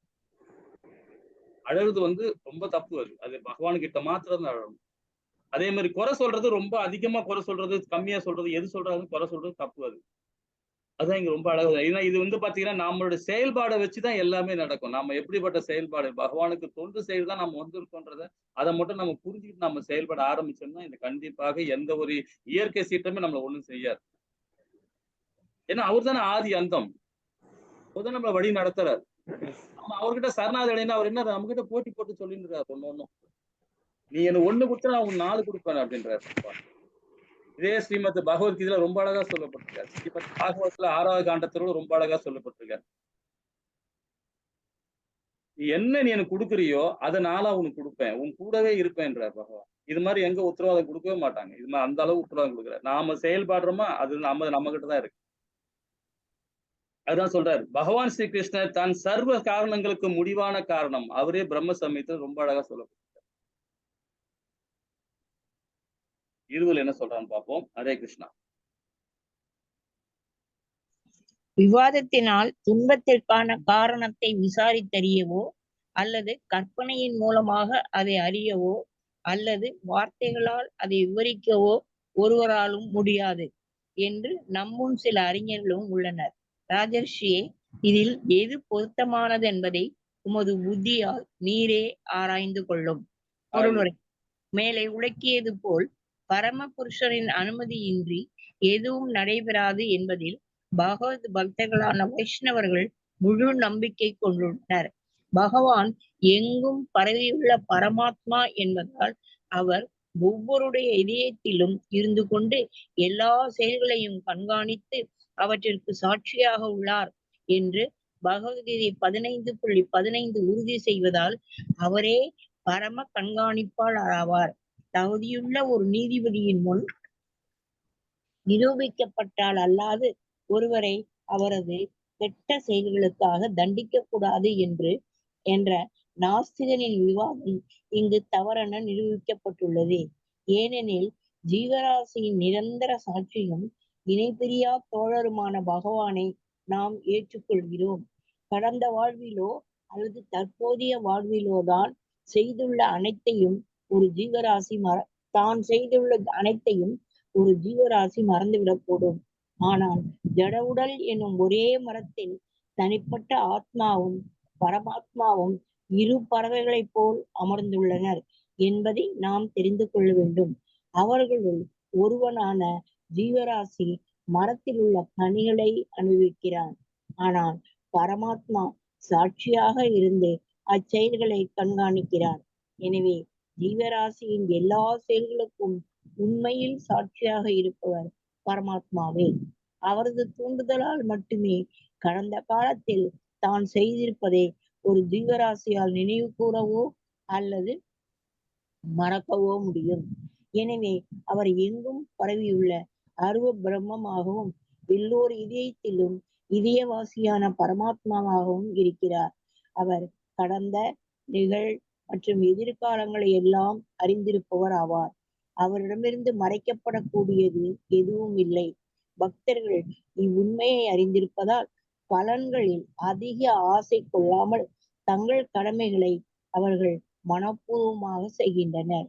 மேலும் பகவானின் எதிர் செயல்களை ஒருவரால் கற்பனையாகவோ அல்லது புலமையினாலோ கணக்கிட முடியாது. அவர் ஏன் சிலரை துன்பத்தில் புகுத்துகிறார், மற்றவர்களை அப்படி செய்வதில்லை. அவர் வேதத்தை அறிந்த பரம ஞானி என்பதால் அவரே உண்மையான வேதாந்தி ஆவார். அதே சமயம் வேதாந்தத்தை தொகுத்தவரும் அவரே. அவருக்கு சுதந்திரமானவர் ஒருவரும் இல்லை. மேலும் வெவ்வேறு வழிகளில் அனைவரும் அவரது சேவையில் ஈடுபட்டுள்ளனர். பந்தப்பட்ட நிலையில் இத்தகைய சேவைகளை ஜீவராசி ஜட இயற்கையின் கட்டாயத்தினால் செய்கிறான். ஆனால் முக்தி அடைந்த நிலையில் பகவானுக்கு தன்னிச்சையான தொண்டு செய்வதில் ஆன்மீக இயற்கை ஜீவராசிக்கு உதவுகிறது. பகவானின் செயல்களில் முரண்பாடும் குற்றமும் இல்லை. நினைத்தற்கரிய பகவானின் செயல்களை பீஷ்ம தேவர் சரியாக மதிப்பிட்டுள்ளார். எனவே முடிவு என்னவெனில், ஆன்மீக முன்னேற்றத்திற்குரிய இரு தூண்களான பசுக்களுக்கும் பூமி, பிராமணர்களுக்கும் தங்கம் பாதுகாப்பளிக்கும் முறையை பரீட்சித்து மகாராஜன் நன்கு அறிந்திருந்தார் என்பதால் அவர் ஒரு சீரிய அரசர் என்பதை நிரூபித்து காட்டுவதற்காகவே தர்மத்தின் பிரதிநிதியும் பூமியின் பிரதிநிதியும் துன்புறுவதைப் போல் அரசரின் முன் காட்டப்பட்டது. அனைவரும் பகவானின் முழு கட்டுப்பாட்டின் கீழ் உள்ளனர். எனவே பரீட்சித்து மகாராஜனின் பெருமையை வெளிப்படுவதற்காகவே அவர் சோதிக்கப்பட்டார். இப்பொழுது அவருடைய புத்தி கூர்மையினால் அவர் எப்படி பிரச்சனைகளை தீர்க்கப் போகிறார் என்பதை காண்போம். ஹரே கிருஷ்ணா. ஹரே கிருஷ்ணா மாதாஜி. ஹரே கிருஷ்ணா. ஹரே கிருஷ்ணா. இந்த இடத்துல பாருங்க, 2 இடத்துல, அதாவது நம்ம ஸ்ரீமத் பகவத்கீதையில பாத்தீங்கன்னா 2 இடத்துல பகவான் குறிப்பிட்டிருக்காரு. என்னன்னு பாத்தீங்கன்னா 2வது அத்தியாயத்துல ஆத்ம தத்துவத்தையும் சாங்கிய தத்துவத்தையும் ரொம்ப அழகா கொடுத்துருக்காங்க. அதே மாதிரி 15.15 பாத்தீங்கன்னா பகவான் இங்கேயும் சாட்சி பறவையா நிக்கிறது, அங்கேயும் விளக்கம் கொடுத்திருக்காரு. அப்ப நாம பகவான் எல்லா ஜீவராசி இதயத்திலும் பரமாத்மா ரூபத்துல அவர் இருக்காருன்றதை நாம புரிஞ்சுக்கிறோம் இல்லைங்களா? அப்ப நாம என்ன மாதிரி கர்மா பண்றோமோ அந்த கர்மத்தை ஏத்த மாதிரி அவர் பலன் கொடுக்கிறார். அதே பகவான் நாம சுத்த சத்துவத்துல நாம பகவானுக்கு நாம தொண்டு செய்யும் போது பகவான் நமக்கு அதை விட பலன் அதிகமாவே நமக்கு கொடுக்கிறார். அப்ப நாம குற்றம் செய்ய போறதே இல்லை. இப்ப நம்ம ஒரு வீட்டுல இருக்கோம், இப்ப இந்த கலியுகத்துல பாத்தீங்கன்னா யாராவது ஒரு வீட்டுல கண்டிப்பா நமக்கு இடைஞ்சல் பண்ணிட்டு தான் இருப்பாங்க. ஏன்னா ஒருத்தர் பகவானுக்கு தொண்டு செய்யறாங்க, ஒருத்தருக்கு பகவானுக்கு தொண்டு செய்ய மாட்டாங்க. இந்த மாதிரி நிறைய வீட்டுகளும் இது மாதிரி நடக்கும். குறிப்பா நான் இப்ப எங்க வீட்டுல கூட பாத்தீங்கன்னா நானும் மனைவியும் பண்றோம். ஆனா பிள்ளைகள் வேற பாதையில போயிட்டு இருக்காங்க. அவங்களை கண்ட்ரோல் பண்ண முடியல. ஏன்னா ஒரு சில இடத்துல கண்ட்ரோல் பண்ண முடியுது, ஒரு சில கண்ட்ரோல் பண்ண முடியல. இது பொதுவா எல்லா குடும்பத்திலும் நடக்கிற விஷயம். இப்ப நம்ம வீட்டுல யாருமே பகவான் சேவை பண்ணலன்னா அப்ப அந்த குடும்பம் எப்படி இருக்கும் பாருங்க. சேவை பண்ணும் போதே நம்ம வீட்டுல ரெண்டு பேர் வேற ட்ராக்ல போயிட்டு இருக்காங்க. ஏன்னா இந்த பௌதிகம் அந்த மாதிரி அவங்களை கட்டமைச்சிருக்கு. அந்த மாதிரி கொண்டு அதுதான் பகவான் சொல்றாரு, நீங்க என்ன செயல்படுறீங்களோ அதுதான் உங்க கர்மா. அதேதான் நாடு, அதேதான் இயற்கை. திரும்ப திரும்ப இது அழகா நம்ம பிரபுபாதா பகவத்கீதையோட 2 இடத்துல ஒரு குறிப்பில் காட்டுறாரு. அப்ப நாம என்ன மாதிரி செய்யணும் செயல்பாடு பாத்தீங்கன்னா, வேத சட்டங்கள் என்ன சொல்லப்பட்டதோ அது பிரகாரம் நம்ம நடைமுறைப்படுத்தணும். இப்ப நம்ம எல்லாமே கரகஸ்தர் தான், நம்ம எல்லாமே குடும்பத்துல இருந்தவங்க தான். ஆனா எப்படி நம்ம பற்றுட்டு தன்மையை வாடுறோம், அதுதான் முக்கியம். படிக்கிறோம், எல்லாம் செய்யறோம், எல்லா வேத சட்டங்களையும் படிக்கிறோம், எல்லாம் ஃபாலோ, அதை நாம நடைமுறை கொண்டு வரோமா, நம்ம வாழ்வியல கொண்டு வரோமா, அதுதான் ரொம்ப இம்பார்ட்டன்ட் பண்ணும். அடிக்கடிக்கு நம்ம சொல்றதே காரணமே இதுதான். நம்ம எல்லாமே படிக்கிறோம், வாழ்வியல கொண்டு வரோமா பார்க்கணும். அது அந்த உளவிலே மாத்தம். நம்மளுடைய எல்லா பழக்க வழக்கங்களையும் அப்படியே மாத்தும். நாம எல்லாம் பிராமண குவாலிட்டியில இருக்கோமா, இல்ல சத்திரிய குவாலிட்டி இருக்கோமா, நம்ம இல்லைன்னா வைசியரா இல்ல சூத்திரரா, அது நம்மளோட செயல்பாடு மூலியமா இருக்கு இல்லைங்களா? ஆனா நம்ம எல்லாமே பிராமண குவாலிட்டியில வரணும்னு நம்ம எதிர்பார்க்கிறோம். நம்ம செயல் எப்படி இருக்குன்னு பார்ப்போம். ஹரே கிருஷ்ணா. 21வது ஸ்லோகம் மாதாஜி. பிரபுஜி சொல்லுங்க. இங்க பாருங்க, அந்த இந்த முதல் இதுல இருந்து, தகுதியுள்ள ஒரு நீதிபதியின் முன் நிரூபிக்கப்பட்டால் அல்லாது ஒருவரை அவரது கெட்ட செயல்களுக்காக தண்டிக்க கூடாது அப்படிங்கிற. அப்போ அவன் கெட்ட செயல் செஞ்சா அவனை தண்டிக்காம அப்படியே விட்டணும்னு நாஸ்திகவாதி சொல்றானா, இல்ல நீதிபதி தான் அதுக்கு தண்டனை கொடுக்கணும் அப்படின்னு சொல்றான்? அந்த வரிய பாருங்க, அது கொஞ்சம் சொல்லுங்க. அதான் மாதாஜி, நான் புரிஞ்சுக்கிட்டேன் மாதாஜி. அதாவது பாத்தீங்கன்னா இப்ப இந்த பௌதிகத்துல இப்ப நம்ம தமிழ்நாட்டு ஒரு அரசியல் நடக்குது. அது உங்களுக்கு தெரியுமான்னு தெரியலன்னு நினைக்கிறேன். நீங்க அரசியல் நல்லாவே தெரியும். இப்ப பாத்தீங்கன்னா அவர் நல்லா தெரியும், அவரு ஒரு ஊழல்வாதின்னு நல்லா தெரியும் இல்லைங்களா? எல்லாருக்கும் தெரியும் ஊழல்வாதின்ட்டு. ஆனா அவரு சட்டத்துல என்னெல்லாம் இருக்குன்று இப்ப இருக்கிற ராஜ்யத்துல இருக்கவங்க பாத்தீங்கன்னா அதுக்கு பயங்கரமா அதுக்கு இது பண்றாங்க. அப்போ வந்து ஜட்ஜே வந்து பாத்தீங்கன்னா அதுக்கு அவங்க தண்டனை கொடுக்குறாரு, இதுதான் தப்பு இதுதான் சரின்னு சொல்லிட்டு தண்டனை கொடுக்குறாரு. அதையே வந்து அரசியல் இருக்கவங்க பாத்தீங்கன்னா அது தவறு, இதுக்கு மேல என்ன இருக்குன்னு ஆராய்ஞ்சிட்டு போறாங்க. அதுலயும் என்ன சட்டத்துல ஓட்டை இருக்கு இதெல்லாம் பாக்குறாங்க. ஆனா நம்ம இங்க வேறு சட்டங்கள் என்ன சொல்லுது பாத்தீங்கன்னா, ஒரு அரசாட்சியோட ஒரு நீதிபதி என்ன கொடுக்குறாரு, தண்டனை கொடுக்குறாரு, அது கண்டிப்பா நிறைவேற்றணும்னு சொல்லியிருக்காங்க. ஏன்னா அந்த நீதிபதி கரெக்டான நீதிபதியா இருக்கணும் அப்படின்னு தான் எதிர்ப்பு. அது வந்து ஆன்மீகவாதியா இருந்தாருன்னா கண்டிப்பா அதை செயல்படுத்துவார். இப்ப 2 விதமான நீதிபதி ஒரு தீர்ப்பு கொடுத்தாங்க. ஒரு நீதிபதி பாத்தீங்கன்னா தப்பா நீதிபதி அது வேற அவருடைய கண்ணோட்டத்துல கொடுத்திருக்காங்க. இன்னொரு நீதிபதி இன்னொரு கண்ணோட்டத்துல கொடுத்திருக்காங்க. ஆனா 3வது நீதிபதி பாருங்க கரெக்டா கொடுத்திருக்காரு. ஆனா இந்த இடத்துல பாத்தீங்கன்னா இந்த பிரபுபாதா கொடுத்த இடத்துல பாத்தீங்கன்னா நாத்திகம் பேசுறவங்க அப்படிதான் இருப்பாங்க. இப்ப அரசாட்சி கொண்டிருக்கோம் நாத்திகம் பேசுறவங்க அது ஜட்ஜி ஒன்று சொன்னா கூட அது தவறாதான் சொல்லுவாங்க. ஜட்ஜியே தப்பா பேசுவாங்க. ஏன்னா அவங்க வந்து பகவானே தப்பா பேசுற ஆள் தானே நாத்திகவாதிகள். ஆனா ஒரு இடத்துல பகவத்கீதையில அதே பகவானே சொல்றாரு. என்ன சொல்றாரு, நாத்திகவாதிகள் என்னையே நினைச்சுனே இருக்காங்க. ஒரு வகையில அவங்களும் வந்து என்னுடைய பக்தர்கள் தான் அப்படின்றார் பகவான். இதே பகவத்கீதை ஸ்ரீமத் பகவத்கீதை சொல்லியிருக்காரு. நாத்திகம் பேசுறவங்களை வந்து என்னையே நினைச்சுட்டு இருக்காங்க. அவங்களே ஒரு வகையில பக்தர் தான். ஆனா கடைசியில அவங்க உயிரோட அந்த காலகட்டத்துல அவங்களுக்கு என்ன உணர்வாங்கன்றார். ஏன்னா அது என்னை பத்தி சொல்லி நினைச்சுக்கிட்டே இருக்காங்க இல்லையா, அதனால கண்டிப்பா உணர்வாங்க. அந்த இதை கொடுப்பேன் அவங்களுன்றார். அதே மாதிரி பாத்தீங்கன்னா 24 மணி நேரம் பகவான உணர்வோடு செயல் பண்றோம். அவனும் எனக்கு அவனுக்கும் முக்தி கிடைக்கும்ன்றார். ஆனா 2 இடப்பக்கம் இருக்கான் பாத்தீங்களா, நம்ம கிரகஸ்தன் நாம எல்லாம் குடும்பஸ்தனா இருக்கும் பாத்தீங்களா. நம்மள என்ன சொல்றா தெரியுங்களா, ஒரு நேரம் பக்தியில இருக்காங்க, ஒரு நேரம் பௌதிகத்துல போறாங்க, ஒரு நேரம் பக்தியில இருக்காங்க, ஒரு நேரம் பௌதிகம் போறாங்க. அவங்களதான் கொஞ்சம் நான் வழி நடத்தணும் அப்படின்றாரு. இதே ஸ்ரீமத் பகவத்கீதையில. ஆனா அதே வந்து பாத்தீங்கன்னா 3வது அத்தியாயத்துல என்ன சொல்றாரு பாத்தீங்கன்னா, இந்த கிரகஸ்தங்களே வந்து பாத்தீங்கன்னா இவங்கள மாதிரி உண்மையான பக்தர்கள் பார்க்கவே முடியாது. ஏன்னா அவங்க வந்து பாத்தீங்கன்னா குடும்பத்துல பார்த்துக்கிட்டு அதே பற்றற்ற தன்மை என்னை வழிபடுறாங்க பாத்தீங்களா, இவன் தான் பெரிய மகாத்மான்றார் ஸ்ரீமத் பகவத்கீதையில. அப்ப நாம எப்படிப்பட்ட வாழ்க்கை வாழறோம் பாருங்க. நம்ம இடப்பட்ட வாழ்க்கையில வாழ நம்ம ஒரு பக்கம் பௌதிகத்துல போறோம், ஒரு பக்கம் ஆன்மீகத்துல வரோம். ஆனா அதே பௌதிகத்துல இருக்கும்போது பகவானோட உணர்வோட நம்ம செயல்படுறோமா, அவன் தான் 1000த்துல ஒருத்தன் வரான் என்கிட்ட வரான். இதே 4வது அத்தியாயத்துல சொல்றார், 7வது அத்தியாயத்துல சொல்றாரு. ஹரே கிருஷ்ண மாதாஜி 21 படிப்போம். தேங்க்யூ பிரபு. ஹரே கிருஷ்ண. யாரும் படிக்கிறாங்களா? வேற யாரா படிக்கலாம் மாதாஜி? நான் படிக்கிறேன் பகவஜி. சூத கோஸ்வாமி கூறினார். சூத உவாச்ச சூத கோஸ்வாமி கூறினார், பிராமண சிரேஷ்டரே, தர்ம தேவதையின் பேச்சை கேட்ட பரீட்சித் மகாராஜன் பூரண திருப்தியடைந்து பிழையோ வருத்தமோ இன்றி பதிலளித்தார். பொருளை படிக்கவா பிரபுஜி? படிக்கிறேன் பிரபுஜி. தர்ம தேவதையான எருதின் கூற்று தத்துவமும் அறிவும் நிறைந்ததாக இருந்தது. மேலும் துன்புறும் எருது ஒரு சாதாரண எருதல்ல என்பதை அவரால் புரிந்து கொள்ள முடிந்தது என்பதால் அரசர் திருப்தி அடைந்தார். பரமபுருஷரின் சட்டத்தில் ஒருவர் நல்ல தேர்ச்சி பெற்றவராக இருந்தால் அல்லாது இத்தகைய தத்துவ உண்மைகளை தொட்டு அவரால் பேச முடியாது. விவேகியான அரசரும் சந்தேகங்களோ தவறுகளோ இல்லாமல் சரியாக பதிலளித்தார். ஹரே கிருஷ்ணா பிரபுஜி. ஹரே கிருஷ்ணா ஹரே கிருஷ்ணா. இங்க ரொம்ப அழகா சொல்ற சூத கோசாமி என்ன சொல்ற பாருங்க, பிராமண சிஷ்டரே, தர்ம தேவதையின் பேச்சை கேட்டு பரிசுத்த மகன் பூர்ண திருப்தி அடைந்து பிழையோ வருத்தமோ இன்றி பதிலளித்தார். இல்லைங்களா? ஏன்னா பகவானோட பக்தியில இருக்கவங்க வந்து பாத்தீங்கன்னா அது பிழை இருந்தாலும் சரி, அதே வந்து பாத்தீங்கன்னா அது கரெக்டான வழியில போனாலும் சரி, அதை அவங்க ஏத்துக்கணும். நம்ம மனநிலையும் அப்படிதான் இருக்கணும். அதுதான் இங்க ரொம்ப அழகா சொல்லப்படுற சூத கோசாமி.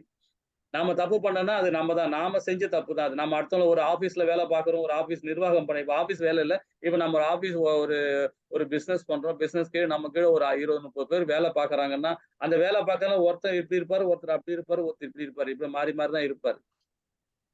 அது அவருடைய பௌதிகத்துல இருக்காரு, ஒருத்தர் ஆன்மீகத்துல இருப்பாரு. ஆனா அதை பத்தி கவலை இல்லை. நாம எப்படி இருக்கும், நாம வந்து ஒரு தொழில் ஆரம்பிக்கிறோம்னா இப்ப நம்ம கிட்ட தான் இருக்கு அந்த விஷயங்கள். அவர் எப்படிப்பட்டா இருந்து போட்டோம், நம்ம கரெக்டா நம்ம செயல்பட்டோம்னா அதுக்கு ஏத்த மாதிரி அவங்களும் கரெக்டா வருவாங்க. அவங்களுக்கு கொடுக்க வேண்டியது கரெக்டா கொடுத்தா அவங்க எந்த பிரச்சனையும் இருக்காது. அதுதான் வந்து ஒரு இடத்துல வந்து பாத்தீங்கன்னா 2000 வருஷத்துக்கு முன்னாடி ரொம்ப அழகா ஒரு ராஜ்யம் ஆட்சியிருக்காரு, அதாவது ரோம்ல. அவர் என்ன சொல்றாரு பாத்தீங்கன்னா, குறை கூறுவது, புலம்புவது, அழுவது, இந்த 3 அடிக்கடிக்கு அவரு ஒரு இதை எழுதியிருக்காரு. அவரு மார்க்கஸ் ஓரியஸ் சொல்லிட்டு 2000 வருஷத்துக்கு முன்னாடி அவர் ஒரு புத்தகம் எழுதியிருக்காரு. அவருடைய அந்த புத்தகம் பாத்தீங்கன்னா இப்போ கூட கிடைக்குதும். நான் நிறைய நீங்க கூகுள்ல சர்ச் பண்ணி பார்க்கலாம். அந்த புக் பாத்தீங்கன்னா 2000 வருஷத்துக்கு முன்னாடி வாழ்ந்த அரசர் அவர் வந்து பாத்தீங்கன்னா மார்க்கஸ் ஓய் சொல்லலாம். அவர் இந்த மெடிடேஷன் சொல்லிட்டு ஒரு புக் அவர் ஒரு புத்தகம் எழுதினார். அந்த புத்தகத்துல பாத்தீங்கன்னா நல்ல அரசாட்சி ஆண்டு இருக்கார். நல்ல அரசாட்சி ஆண்டு அதை வந்து அவருக்கு அவரே எழுதிக்கினார். இது மத்தவங்க படிக்கணும்னு எழுதல, அவருக்கு அவரே எழுதிக்கிட்டார். அதுல என்ன சொல்றாரு பாத்தீங்கன்னா நிறைய விஷயங்கள்ல முக்கியமா அவர் சொல்றது என்னன்னா, குறை கூறக்கூடாது, புலம்பக்கூடாது, அழுவக்கூடாது. இது ஸ்ரீல பிரபுபாதாவுடைய புக்ல நான் படிச்சேன். இதெல்லாம் அது உதாரணம் காட்டி அவர் எழுதியிருக்காரு.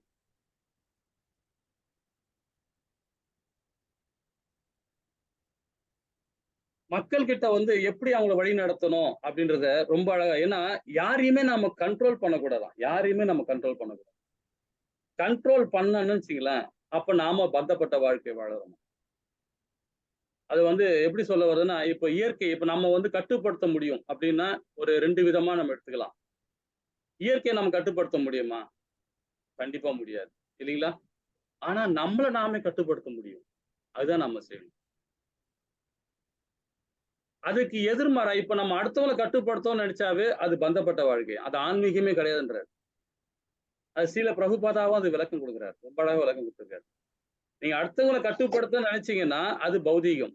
உங்களை நீங்க கட்டுப்படுத்துங்க, அப்பதான் அது வந்து ஆன்மீகம்.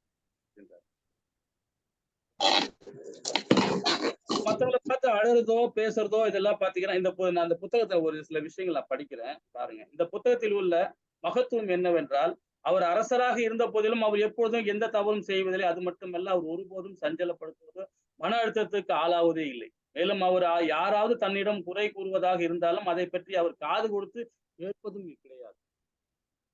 ஒரு அரசராக இருந்தால் மக்களின் குறைகளை கேட்பதற்கு அவர் தீர்வு கொடுக்க வேண்டும், அது அரசரின் கடமை. ஆனால் அவர் மக்களிடம் குறை அதிகமாக செய்ய வேண்டிய அவசியமே இல்லை என்று கூறுகிறார். ஏனென்றால் இதுதான் அவருடைய சித்தாந்தம்.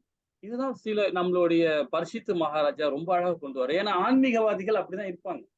பகவானுடைய அனுகிரகத்தோட அவங்க செயல்படுறவங்க கண்டிப்பா இப்படிதான் இருப்பாங்க. உலகில் 2 நிலைகள் உள்ளது. ஒன்று நம்மால் கட்டுப்படுத்த இயலாத விஷயங்கள், மற்றொன்று நம்மால் கட்டுப்படுத்தக்கூடிய விஷயங்கள். சரி, நம்மால் கட்டுப்படுத்த முடியாத சில விஷயங்கள் எடுத்துக்கொண்டால் சூரியன், சந்திரன், இயற்கை, ஏன் உலக மக்கள் கட்டுக்கடங்காத விஷயங்களை நாம் பார்க்கிறோம். உடலில் காய்ச்சல் ஏற்படுகிறது, மரணம் ஏற்படுகிறது போன்ற இவையெல்லாம் நம்முடைய கட்டுப்பாட்டில் இல்லை. சரி, அது நம்மால் கட்டுப்படுத்தக்கூடிய விஷயம் என்னவென்று பார்த்தால், நம்மை நாமே கட்டுப்பாட்டில் வைத்துக் கொள்வது மிகவும் சகிப்புத்தன்மையாக வளர்த்துக் கொள்வோம். அப்படி பார்த்தோமானால் எவையெல்லாம் உங்களுடைய கட்டுப்பாட்டில் இல்லையோ அதை பற்றி குறை கூறுவதும் புலம்புவதும் அழுவதுமாக இருப்பதில் என்ன அவசியம்? அவர் இப்படி செய்தார், இவர் இப்படி செய்தார், அவர் இந்த தவறு செய்தார் என்று கூறுவதிலும் மிக என்ன நியாயம் இருக்க முடியும்? இதை பற்றி புகார் கூறுவதற்கு என்ன அவசியம் உள்ளது? சில நபர்களுக்கு நாம் அறிவுரை கூற முடியும், அதனை அவர் கேட்கவும் செய்வார். ஆனால் அதனை பின்பற்ற வேண்டியவர் அவர் மட்டுமே. ஏற்று நடக்காமல் இருக்கலாம். என்ன உத்தரவாதம் நாம் அளிக்க முடியும்? ஏனெனில் அவர்களை நம்மில் கட்டுப்படுத்த இயலாது. ஆனால் எப்பொழுதும் நம்மால் ஆனந்தமாக இருக்க முடியும். காரணம், அது நம்முடைய கட்டுப்பாட்டில் உள்ளது. சில சமயம் நம்மால் காய்ச்சல் வருகிறது, மருத்துவரிடம் செல்கிறோம், காய்ச்சல் குணமானால் சரி, இல்லை என்றால் நம்மால் என்ன செய்ய முடியும்? அதுவும் நம்முடைய கட்டுப்பாட்டில் இல்லை. அது எது எவ்வாறு இருப்பினும் நாம் முன்னேறி சென்று கொண்டே இருக்க வேண்டும். மாறாக நாம அதை எப்பொழுதும் மன அழுத்தத்தில் வைத்துக் கொள்ளக் கூடாது. நிர்வாகத்தின் அடிப்படை பார்த்தோமானால் ஒரு சட்டம் உள்ளது, ஒரு நல்ல அதிகாரி என்று நினைப்பார் என்றால் எதுவுமே என்னுடைய கட்டுப்பாட்டு இல்லை என்று, மாறாக அவர் அனைத்தும் என்னுடைய கட்டுப்பாட்டில் உள்ளது என்று நினைக்கும் போது அங்கே பிரச்சனை ஆரம்பிக்கிறது. நீங்கள் எவ்வளவுக்கு அதிகமாக மற்றொன்றை கட்டுப்படுத்த முயற்சிகளோ அவ்வளவுக்கும் நீங்கள் துன்பப்படுவீர்கள். ஸ்ரீல பிரபுபாதா எழுதியிருக்காருங்க, ரொம்ப அழகா எழுதியிருக்காரு. அவர் என்ன அந்த மார்க்கஸ் சொல்லிட்டு அதை எழுதியிருக்க அவருடைய சுயசரீரத்துல அவருக்கு எழுதின புக்கு இது. நம்ம யாருமே கண்ட்ரோல் பண்ண முடியாது, யாரும் கண்ட்ரோல் பண்ண கூடாது, அது பௌதிகன்றார். அதுதான் இங்க ரொம்ப அழகா சொல்லியிருக்காரு. இங்க பாருங்க, பிராமண சிஸ்டர் தர்ம தேவதை நீ பேச்சை கேட்டு பரிசுத்த மகாராஜன் பூர்ண திருப்தி அடைந்து பிழையோ வருத்தமோ இன்றி பதிலளித்தார். ஹரே கிருஷ்ணா. ஹரே கிருஷ்ணா ஹரே கிருஷ்ணா பிரபுஜி, பிரபுஜி, வாசிக்கவா படிச்சிட்டீங்களா? பிரபு? ஹரே ஹரே கிருஷ்ணா. கிருஷ்ணா பிரபு. ஹரே கிருஷ்ணா. ஹரே கிருஷ்ணா. ஹரே கிருஷ்ணா. படிக்கலாம். ராஜோவாசா, அரசர் கூறினார், தர்மம் ராஜோவாச அறிந்த நீ தர்மம் ஓர் பிரதிஷ்டா எருதின் பிரபு வாசிக்கிறாங்க. வடிவத்தை தாங்கி இருக்கிறாய். மாதா படிக்கிறது படிங்க, பரவாயில்ல, படிங்க. ஆரம்பிச்சிருங்க பிரபு. படிங்க பிரபு. நீங்க படிங்க. தாங்கி இருக்கிறாய், மேலும் அதர்மம் பிரபுஜி கொஞ்சம் சவுண்டா படிங்க பிரபுஜி, ரொம்ப கம்மியா ஏற்படும் கேக்குது. நிலை அதை குறித்து பேசுபவனுக்கு ஏற்படும் என்ற தத்துவத்திற்கும் ஏற்பவே நீ பேசுகிறாய். நீ தர்ம தேவதையே அன்றி வேறு யாரும் இல்லை. பொருளுரை: ஒருவர் ஆதரவாளர்களோ அல்லது விஷமியாகவோ இருப்பதற்கு ஒருவரும் நேரடியான பொறுப்பாளி அல்ல என்பது ஒரு பக்தரின் முடிவாகும். பகவானின் அனுமதியே இதற்கு காரணம் என்பதை அவர் அறிவார். ஆனால் லாபம் நஷ்டம் ஆகிய இரண்டும் பகவானால் அளிக்கப்பட்டவையே என்று அவர் எடுத்துக்கொள்வதால் அவை பகவானின் கருணையே என்று அவர் ஏற்றுக்கொள்கிறார். லாபத்தை பொறுத்தவரை அது பகவானால் அனுப்பப்பட்டது என்பதை யாரும் மறுக்க மாட்டார். ஆனால் நஷ்டத்தை பொறுத்தவரை பகவான் எப்படி இரக்கமில்லாமல் அவரது பக்தனை பெரு துன்பத்தில் ஆழ்த்தி விடுகிறார் என்ற சந்தேகம் ஒருவருக்கு ஏற்படக்கூடும். இயேசு கிறிஸ்து அறியாத மக்களால் சிலுவையில் அறியப்பட்டு பெரும் துன்பத்திற்கு ஆளான போல காணப்பட்டார். ஆனால் தீங்கிழைத்தவரிடம் அவர் சிறிதும் கோபப்படவில்லை.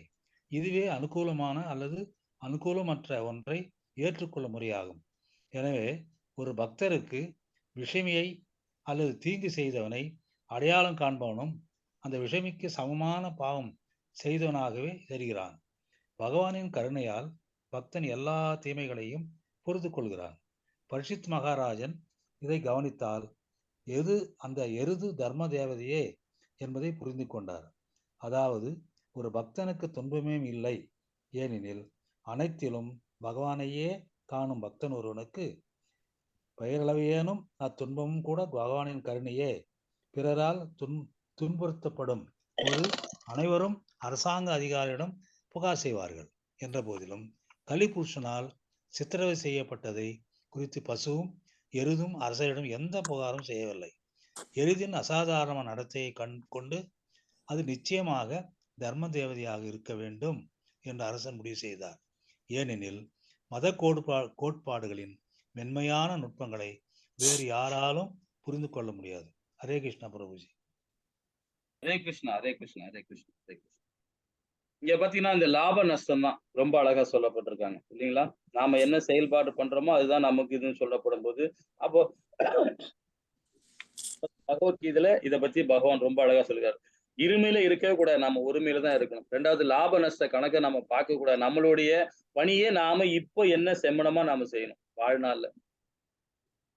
நாளைக்குன்றது ஒரு எடுத்து வைக்கிற எதுவுமே நம்ம பிராமண குவாலிட்டிலே வராது இல்லைங்களா? ஆனா இப்ப நாம இந்த கலியுகத்தில் நம்ம என்ன பண்றோம், நாளைக்கு என்ன தேவை அப்படின்றத நாம எதிர்பார்க்கணும். அதே பகவானோட உணர்வோட நாம செயல்படும் போது நாளை என்ற பேச்சே நமக்கு வராது. ஏன்னா நாளைன்றது நாம இப்ப என்ன செய்யறோமோ அதுதான் நாளை. அப்படி இருக்கும்போது நாம என்ன பண்ணுவோம், பகவானோட உணர்வோட நாம இன்னைக்கு என்ன செய்யறோன்றது நாம தீர்மானிச்சு அதை கரெக்டா நம்ம முடிக்கணும். அதுதான் வேதம் சொல்லும். நீ நாளைக்கு எதிர்பார்த்தினா கண்டிப்பாக அப்போ பௌதிகம் தான் அது அப்படின்றாரு. அது நீங்க நிகழ்காலத்தை அது இறந்த காலத்தை நினைச்சு நின்றனா அதுவும் உங்களுக்கு துன்பம் தான் படும். ஆனா பகவானோட உணர்வோட இந்த வாழ்நாள்ல நாம என்ன செய்யணுமோ அதை கரெக்டா செஞ்சுன்னா அந்த லாப நஷ்டம் வந்தா கூட சரி அது பகவானே ஏத்துக்கிறார். நமக்கு அது ஒண்ணுமே ஒண்ணு. அதுதான் இந்த ரொம்ப அழகா குறிப்பிட்டிருக்காரு. என்ன பாருங்க, அரசர் கூறினார், தர்மமறிந்த ஒரு எருது வடிவத்தின் தாங்கி இருக்கிறாய். மேலும் அதர்மம் செய்வனுக்கு ஏற்படும் நிலை அதை குறித்து பேசுவனுக்கு ஏற்படும் தத்துவ என்ற தத்துவத்திற்கு ஏற்ப நீ பேசுகிறாய். ஒரு தர்ம தேவதை அன்றி வேறு யாரும். இதுதான் நம்ம ஸ்ரீல பிரபுபாதா ரொம்ப அழகா விளக்கம் கொடுக்கிறாரு. 23 என்ன சொல்றாங்க பார்ப்போம். ஹரே கிருஷ்ணா. ஹரே கிருஷ்ணா. நான் படிக்கிறேன். ஹரே கிருஷ்ணா. கீதா படிக்கலாம் மாதாஜி. மொழிபெயர்ப்பு. இவ்வாறாக பகவானின் சக்திகள் நினைத்திருக்கரியவை என்று முடிவு செய்யப்பட்டுள்ளது. மனக்கற்பனையாலோ வார்த்தை ஜலங்களாலோ அவற்றை ஒருவராலும் மதிப்பிட முடியாது. பொருளுரை. முடிந்த முடிவாக அனைத்தும் ஒரே சத்தமா இருக்கு பிரபுஜி. அனைத்தையும் செய்பவர் பகவான் தான் என்பதை ஒரு பக்தர் அறிந்த போதிலும் அவர் ஏன் வேஷதாரியை அடையாளம் கண்டு கொள்வதிலிருந்து விலகி இருக்க வேண்டும் என்று கேள்வி எழுப்பப்படக்கூடும். முடிவாக அனைத்தையும் செய்பவரை அறிந்தும் ஒன்றாக உண்மையை செய்தவனை பற்றி அறியாததை போல் ஒருவர் காட்டிக்கொள்ளக்கூடாது. இச்சந்தேகத்திற்கு விடை என்னவெனில், பகவானின் பிரதிநிதியாக செயற்படும் அவரது மாய சக்தியால் அல்லது ஜடசக்தியாலேயே அனைத்தும் செய்யப்படுகின்றன என்பதால் பகவானும் இதற்கு நேரடியான பொறுப்பாளி அல்ல. பௌதிக சக்தியானது பரம அதிகாரியான பகவானை பற்றி எப்பொழுதும் சந்தேகங்களை எழுப்பிக் கொண்டே இருக்கிறது. பரமபுருஷரின் அனுமதியின்றி எதுவும் நடக்காது என்பதை தர்ம தேவதைக்கு நன்கு தெரிந்திருந்தது. இருப்பினும் மாய சக்தியினால் சந்தேகங்களுக்கு உட்படுத்தப்பட்டதால் தர்ம தேவதை பரம காரணத்தை குறிப்பிடாமல் அதிலிருந்து விலகி கொண்டது. இச்சந்தேகம் கலி மற்றும் ஜடசக்தியின் ஆகியவற்றின் கலகத்தினால் விளைந்ததாகும். கலிக சூழ்நிலை மாய சக்தியினால் மிகப்படுத்தப்படுகிறது. இப்பெருக்கத்தின் அளவு விவரிக்க முடியாதது ஆகும். ஹரே கிருஷ்ணா. ஹரே கிருஷ்ணா மாதாஜி. ஹரே கிருஷ்ணா. ஹரே கிருஷ்ணா. இதான் பகவானுடைய சக்தி. நம்ம 2 விதமான சக்தி நம்ம பார்த்துட்டு இருக்கோம் இல்லைங்களா? அது என்னென்ன சக்தின்னு சொல்ல முடியுமா? பகவானுடைய சக்தி நம்ம 2 சொல்றது, ஜடசக்தி ஒண்ணு, ஆன்மீக சக்தி, அதாவது உள்புற சக்தின்னு சொல்றோம். அந்தரங்க சக்தி, சொல்லுங்க பகிரங்க சக்தி. பகிரங்க சக்தினா நம்ம என்ன விளக்கம் கொடுக்க முடியும் மாதாஜி? அது சக்தியை நம்ம எப்படி நம்ம உடல் கஷ்டம் பௌதீகம், செயலாற்றுவதெல்லாம் ஜடம். இப்ப அந்த ஜடசக்தியில வந்து நம்ம அதுதான் பகவானுடைய தாழ் சக்தின்னு நம்ம சொல்றோம் இல்லைங்களா? ஸ்ரீமத் பகவத்கீதையில அதான் சொல்லப்பட்டிருக்கு. பகவானுடைய ஜடசக்தியிலிருந்து வந்ததுதான் நம்ம இந்த உடல். அந்த உடல் கூறு எவ்வளவு நம்ம சொல்ல முடியும்? 24 மூலக்கூறுகள், 26 பண்புகள், 6 பண்புகள், 5 பூதங்கள், மனம், புத்தி, அகங்காரம். 8 ஜடசக்திகள்ல இருந்து 24 சக்திகள் வருது. ஹரிபோல் மாதாஜி, ஹரிபோல். நல்ல புரிதல் இருக்கு. இப்ப நம்ம பகவானுடைய தாழ் சக்தி வந்து 8 விதமான சக்தி இல்லைங்களா? அதான் நம்ம முக்கியமா படிக்கும். அதுல இருந்தா நம்ம 23 எப்படி ஞானேந்திரங்கள், கர்மேந்திரங்கள் இதெல்லாம் சேர்த்தா நம்ம 24 நம்ம சொல்றோம் இல்லைங்களா? அப்ப இந்த 8 ஜடசக்தி இருக்கு பாருங்க. இந்த 8 ஜடசக்தியை வச்சு நாம என்ன செய்ய முடியும்? இந்த 5 வந்து பாத்தீங்கன்னா அது நம்மளை கண்ட்ரோல் பண்ணணும்னா இந்த 3 சூட்சம உடலோட நம்ம கண்ட்ரோல் பண்ண முடியும். அதை இந்த ஜடசக்தி. ஆனாலும் இது பகவானுடைய ஜடசாய் சக்தியிலிருந்து வந்ததுனால இது பகவானுகிட்டே நாம இது இந்த வையகத்திலே நாம அது தொலைச்சிருக்கோம். எப்படி நம்ம அந்த 5 விதமான சக்தியை வந்து அது வந்து இயற்கை, அதாவது இந்த பௌதிக சம்பந்தப்பட்டது, நீர், காற்று, ஆகாயம், வெப்பம், இந்த மாதிரி சொல்றோம். இது வந்து 5. இந்த 3 வந்து சூட்சம உடல். இந்த சூட்சம உடலையும் இந்த 8 விதமான ஜடசக்தியும் நம்ம இங்கேயே அழிக்கப்படுறோம். எப்படி? பகவானோட உணர்வோட நாம செயல்படும் போது அந்த 8 தாழ் சக்தி இங்கே அடைஞ்சிது. ஆனா பகவானுடைய உயர் சக்தி ஆத்மா இல்லைங்களா? இந்த ஆத்மா வந்து எப்படி நாம செயல்படுதுன்னு பாத்தீங்கன்னா அது நித்தியமானது, அது சைலண்டா இருக்கும். இப்ப நம்ம 15.15 பார்த்திருக்கோம். 2வது அத்தியாயத்துல நம்ம இதை பத்தி விளக்கம் படிச்சோம். ஆத்மா நம்ம படிச்சிருக்கோம். சாட்சி பறவை பகவான் இருக்கார், பரமாத்மா இருக்காங்க, ஆத்மாவும் இருக்காங்க. ஆனா இந்த 8 ஜடசக்தியும் 24 மூலக்கூறுகளும் கூட செயல்படும் போது நாம எப்படி பந்தப்பட்ட வாழ்க்கை வாழறோமா இல்ல பற்றற்ற தன்மை வாழறோமா? அது நம்மளுடைய செயல் மூலியமா பந்தப்பட்ட வாழ்க்கை தான். ஆமா, அந்த பந்தப்பட்ட வாழ்க்கையில எப்படி பற்றற்ற தன்மையா நாம செயல்பாடு பண்றோமோ அதுதான் நம்மளுடைய வர்ணங்கள் அமையுது. ரொம்ப அழகா சொல்லியிருக்காங்க. அந்த வர்ணங்கள்லயும் பாத்தீங்கன்னா 16 விதமான நம்ம வழிமுறையும் கொடுத்திருக்காங்க. என்ன ஆசிரமம், என்ன வர்ணம், என்ன கட்டுப்பாடு, என்ன கடமை, அந்த 16 செயல்பாடு, இந்த 24 மூலக்கூறுகளோட நம்ம செயல்படுறோமா அதுதான் நம்மளுடைய கர்மா.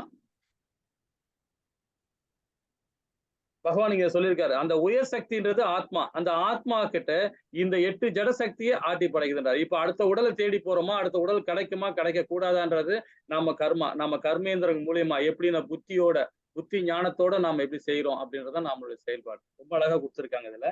அடுத்த இதுல பாத்தீங்கன்னா இன்னும் ரொம்ப சிறப்பா இருக்கும். அதாவது 24வது ஸ்லோகம் என்ன சொல்றான்னு பார்ப்போம். ஹரே கிருஷ்ண மாதாஜி. ஹரே கிருஷ்ண பிரபு. வாசுதேவ பிரபு. ஹரே கிருஷ்ணா. சத்திய யுகத்தில் உனது 4 கால்களும் தவம், தூய்மை, தயை மற்றும் உண்மை என்னும் 4 கொள்கைகளால் நிலைநாட்டப்பட்டிருந்தன. ஆனால் தற்பெருமை, சிற்றின்ப வெறி மற்றும் குடிவெறி ஆகியவற்றின் உருவில் உள்ள அளவு கடந்த அதர்மங்களின் காரணத்தால் உனது 3 கால்கள் உடைந்து விட்டதாக தெரிகிறது. ஹரே கிருஷ்ணா. பொருளுரை வாசிக்கவா பிரபு? படிங்க மாதாஜி. ஹரே கிருஷ்ணா. ஹரே கிருஷ்ணா. ஜீவராசிகள் எந்த அளவிற்கு மாயையின் கவர்ச்சிக்கு பலியாகிறார்களோ அந்த விகிதத்திற்கு ஏற்ப மாயா சக்தியால் அல்லது பௌதீக சக்தியால் ஜீவராசிகளின் மீது செயற்பட முடியும். விட்டில் பூச்சிகள் விளக்கின் பிரகாசமான ஒளியால் வசீகரிக்கப்படுவதால் அவை நெருப்புக்கு பலியாகின்றன. அதை போலவே மாயை என்னும் தீக்கு இரையாக்குவதற்காக மாயா சக்தி பந்தப்பட்ட ஆத்மாக்களை எப்பொழுதும் வசியப்படுத்தி கொண்டு இருக்கிறது. ஆனால் பந்தப்பட்ட ஆத்மாக்கள் மாயைக்கு பலியாகி விடாமல் அதை அகற்றிவிட வேண்டும் என்று வேத சாஸ்திரங்கள் எச்சரிக்கின்றன. அறியாமை இருளை நோக்கி செல்லாமல் ஒளியின் முன்னேற்ற பாதையில் செல்லும்படி வேதங்கள் நம்மை எச்சரிக்கின்றன. ஜடசக்தியின் மயக்கத்தை வெல்ல முடியாது. ஆனால் பகவானிடம் பூரண சரணாகதி அடைந்தவர்களால் அதை சுலபமாக வென்றுவிட முடியும் என்று பகவானும் எச்சரிக்கிறார். ஆனால் பகவானின் கமல பாதங்களில் சரணடைவதும் அவ்வளவு சுலபம் அல்ல. தவம், தூய்மை, தயை மற்றும் உண்மை ஆகியவற்றை மேற்கொண்டவர்களுக்கு மட்டுமே இத்தகைய சரணாகதி சாத்தியமாகும். முன்னேற்றமான நாகரிகத்தை குறிக்கும் இந்நான்கு கொள்கைகளும் சத்திய யுகத்தின் முக்கிய அம்சங்களாகும். அந்த யுகத்தில் அனைவரும் தகுதியுள்ள பிராமண சிரேஷ்டர்களாக இருந்தனர். மேலும் வாழ்வின் சமூக பிரிவில் உள்ள அனைவரும் பரமஹம்சர்களாக அல்லது மிக உயர்ந்த துறவு நிலையில் இருந்தனர். அன்றைய மனிதர்கள் மாயா சக்திக்கு சிறிதும் அடிமைப்பட்டு இருக்கவில்லை. கலியுகத்தின் ஆதிக்கத்தினால் பரம ஏழையும் கூட அவன் வைத்துள்ள செப்பு காசை கொண்டு பெருமை பாராட்டுகிறார். ஆனால் ஆண்களை கவரும் நோக்கத்துடன் பெண்கள் மிகவும் கவர்ச்சியான முறையில் உடை அணிகின்றனர். ஆண்களோ மது அருந்துதல், புகைப்பிடித்தல், தேநீர் அருந்துதல் மற்றும் புகையிலை மெல்லுதல் போன்ற தூய பழக்கங்களை கொண்டு உள்ளனர். இப்பழக்கங்களே எல்லா அதர்மங்களுக்கும் மூல காரணங்களாகும். எனவே லஞ்சம், நேர்மையற்ற தன்மை மற்றும் உறவினர்களுக்கு சலுகை காட்டி ஆதரித்தல், குருதி சலுகை ஆகியவற்றை தடுப்பது சாத்தியமல்ல. இத்தீமைகள் எல்லாம் சட்டபூர்வமான செயல்களாலும் போலீஸ் கண்காணிப்பினாலும் தடுக்க முடியாது. ஆனால் தவம், தூய்மை, தயை மற்றும் உண்மை ஆகிய கொள்கைகளை கொண்ட பிராமண பண்பாட்டை ஆதரித்தல் என்னும் சரியான மருந்தின் மூலமாக மனநோயை அவனால் குணப்படுத்தி கொள்ள முடியும். நவீன நாகரிகம் மற்றும் பொருளாதார முன்னேற்றம் ஆகியவை ஏழ்மையும் பஞ்சமும் கொண்ட ஒரு புதிய சூழ்நிலையை உருவாக்கி கொண்டு இருக்கின்றன. இதன் விளைவு பொருள் வாங்குபவர்கள் ஏமாற்றப்பட்டு பணம் பறிக்கப்படுகின்றனர். வழிதவறி செல்லும் பொதுமக்களுக்கு இறை உணர்வை அல்லது பாகவதத்தின் அறிவை கற்பிப்பதற்காக சமூக தலைவர்களும் செல்வந்தர்களும் தங்களது செல்வத்தில் பாதியை செலவு செய்வார்களானால் கலியுகத்தை நிச்சயமாக நம்மால் வென்றுவிட முடியும்.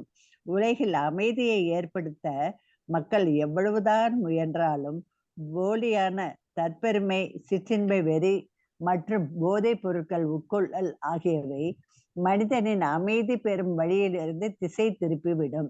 பாகவத கொள்கைகளை பரப்புவதால் அனைவரும் தானாகவே தவ வாழ்வை மேற்கொண்டு உள்ளும் புறமும் தூய்மையடைந்து துன்பப்படுபவர்களிடம் இரக்கம் கொண்டு அன்றாட நடத்தையில் உண்மை உள்ளவர்களாக இருப்பார்கள். தற்போது மனித சமூகத்தில் அதிகமாக காணப்படும் குற்றங்குறைகளை திருத்திக் கொள்வதற்கு இதுதான் தகுந்த வழியாகும். ஹரே கிருஷ்ணா பிரபுஜி. ஹரே கிருஷ்ணா. ரொம்ப அழகா படிச்சீங்க மாதாஜி. ஹரே கிருஷ்ணா. இங்க பாத்தீங்கன்னா அந்த சத்தியுகத்துல தனது 4 கால்களும் உனது 4 கால்களும் சொல்லப்படுது. இப்ப நாம தர்ம தேவதைன்னு சொல்றோம், தர்ம தேவதையை பத்தி சொல்றோம். அதே மாதிரி பாத்தீங்கன்னா தர்மத்தின் 4 தூண்கள் சொல்றோம். இப்ப இதுல சில பிரபுபாதா இதுல விளக்கம் கொடுத்துறார். அதே மாதிரி நம்ம ஸ்ரீமத் பகவத்கீதையிலையும் பாத்தீங்கன்னா 5வது அத்தியாயத்துல இதை பத்தி 4 விதமான தூண்களை சொல்றாரு. அந்த 4 தூண்களை இப்ப மாதாஜி படிச்சாங்க, அதை ஏதாவது சொல்ல முடியுமா? தவம், தயை, உண்மை. இந்த 3த்துக்கும் இப்ப எதிர்மாற நாம அந்த கலியுகத்துல செயல்பட்டு இருக்காங்க. அதுக்கு என்ன பிரபுபாதா விளக்கம் கொடுத்திருக்காரு. அதே மாதிரி 5வது அத்தியாயத்துல கொடுத்திருக்காரு. அது என்னன்னு சொல்ல முடியுமா?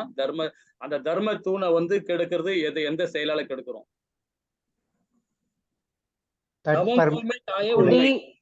உறுதி சலுகை, அதாவது உறவினர்களுக்கு அளவு சலுகைகள் கொடுப்பது, குடி, குடும்பத்துல தேநீர் வந்து புகையிலை மெல்லுதல், மது அருந்துதல். ஓகே, இந்த 4 செயல்பாடு தான். ஒண்ணு தவறான பாலுணர்வு, கேம்பிளிங், சீட்டாட்டம் ஆடுறது, சூதாடுறது. 3வது வந்து பாத்தீங்கன்னா நம்ம வந்து புலால் புல் உண்ணக்கூடாது, மாமிசம் உண்ணக்கூடாது இல்லைங்களா? அப்புறம் குடிப்பழக்கம், இந்த போதை வஸ்துக்களை நம்ம யூஸ் பண்ணலாம். இந்த 4மே வந்து தர்ம தூணையை சிதைக்கிறதா இது. அதான் ரொம்ப அழகா சொல்லப்பட்டிருக்காங்க. இது அதுக்கப்புறம் பாத்தீங்கன்னா இதுல மாயத்தை பத்தி ரொம்ப அழகா சொல்லப்பட்டிருக்கு இல்லைங்களா? இதுல ஒரு மாய பத்தி ரொம்ப அழகா கொடுத்திருக்காங்க. நான் மாயா பத்தி நிறைய படிச்சுட்டு இருக்கோம் இப்போ நாம. அதுல ஸ்ரீ பிரபுபாதா எப்படி அழகா கொடுத்திருக்காரு பாத்தீங்கன்னா 14 விதமான மாயத்தை பத்தி சொல்லியிருக்காரு. நாம எல்லாம் படிச்சிருக்கோம். பாத்தீங்கன்னா மாயனா 3 மாயா இருக்காங்க இல்லைங்களா?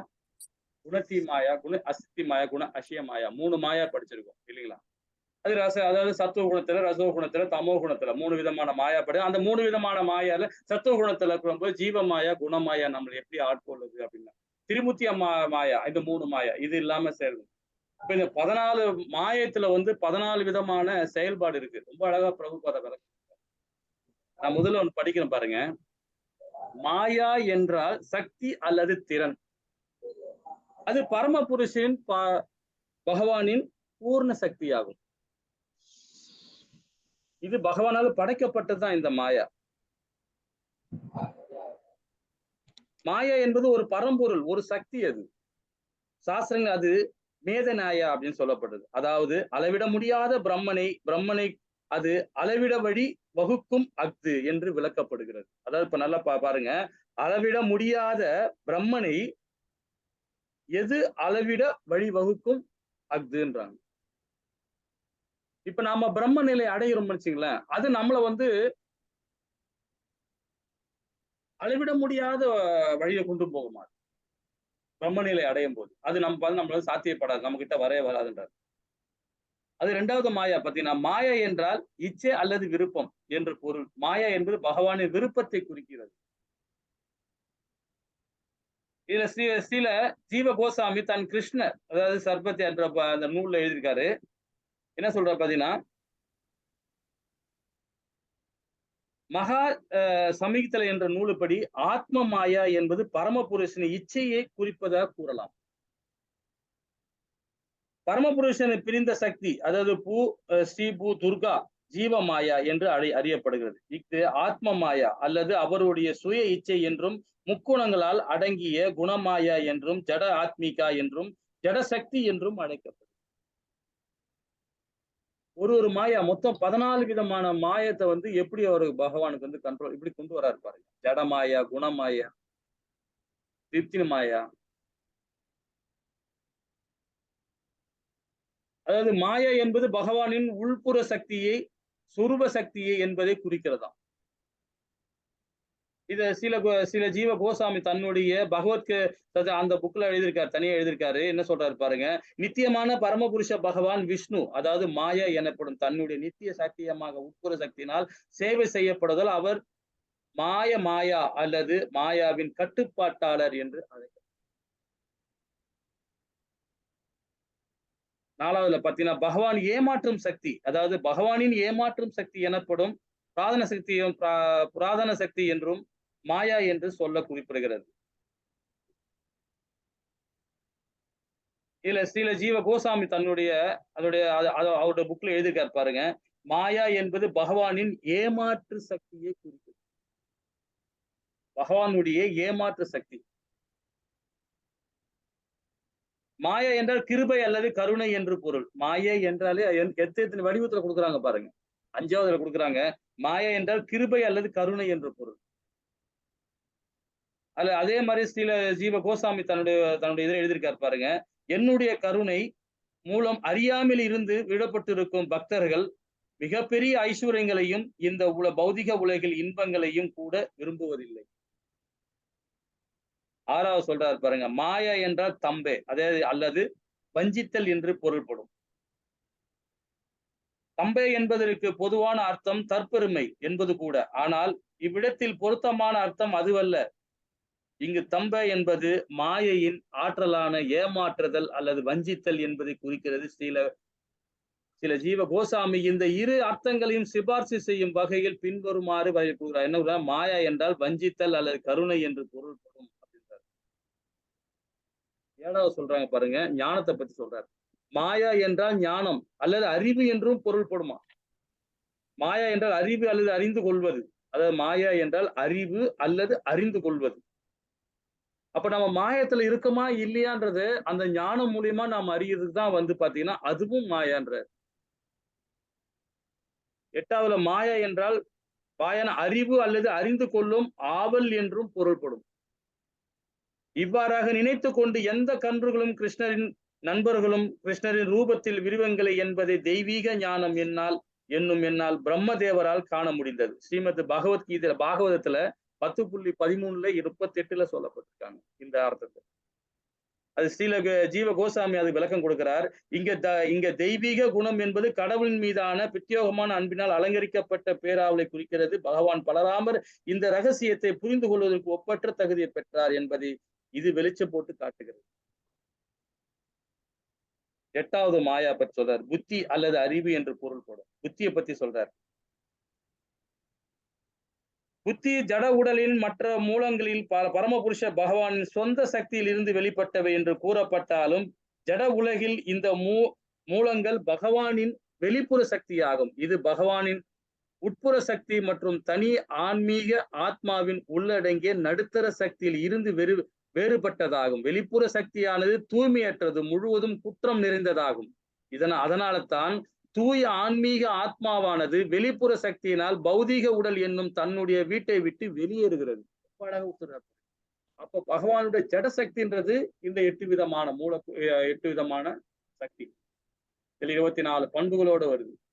ஆனா அதே பாத்தீங்கன்னா பகவானுடைய உட்புற சக்தி, உயர்சக்தி, அது பாத்தீங்கன்னா அதோட ஒற்று போகாதுன்றார். அதனாலதான் அது வெளியே போகுதுன்றார். அப்ப நாம செய்யற எல்லா செயலுமே பகவானோட தொண்டோட செய்யும் போது பாத்தீங்கன்னா அப்பதான் நம்ம சச்சிதானந்தமா இருக்கும். ஆனா அதே நம்ம பௌதிகத்துல பந்தப்பட்ட வாழ்க்கை போகும்போது அது பகவானுடைய ஜடசக்தியில் வந்தாலும் சரி அது அழியக்கூடியதுதான் அப்படின்றத இங்க ஆத்ம தத்துவத்து மூலியமா இங்க விளக்குறாரு.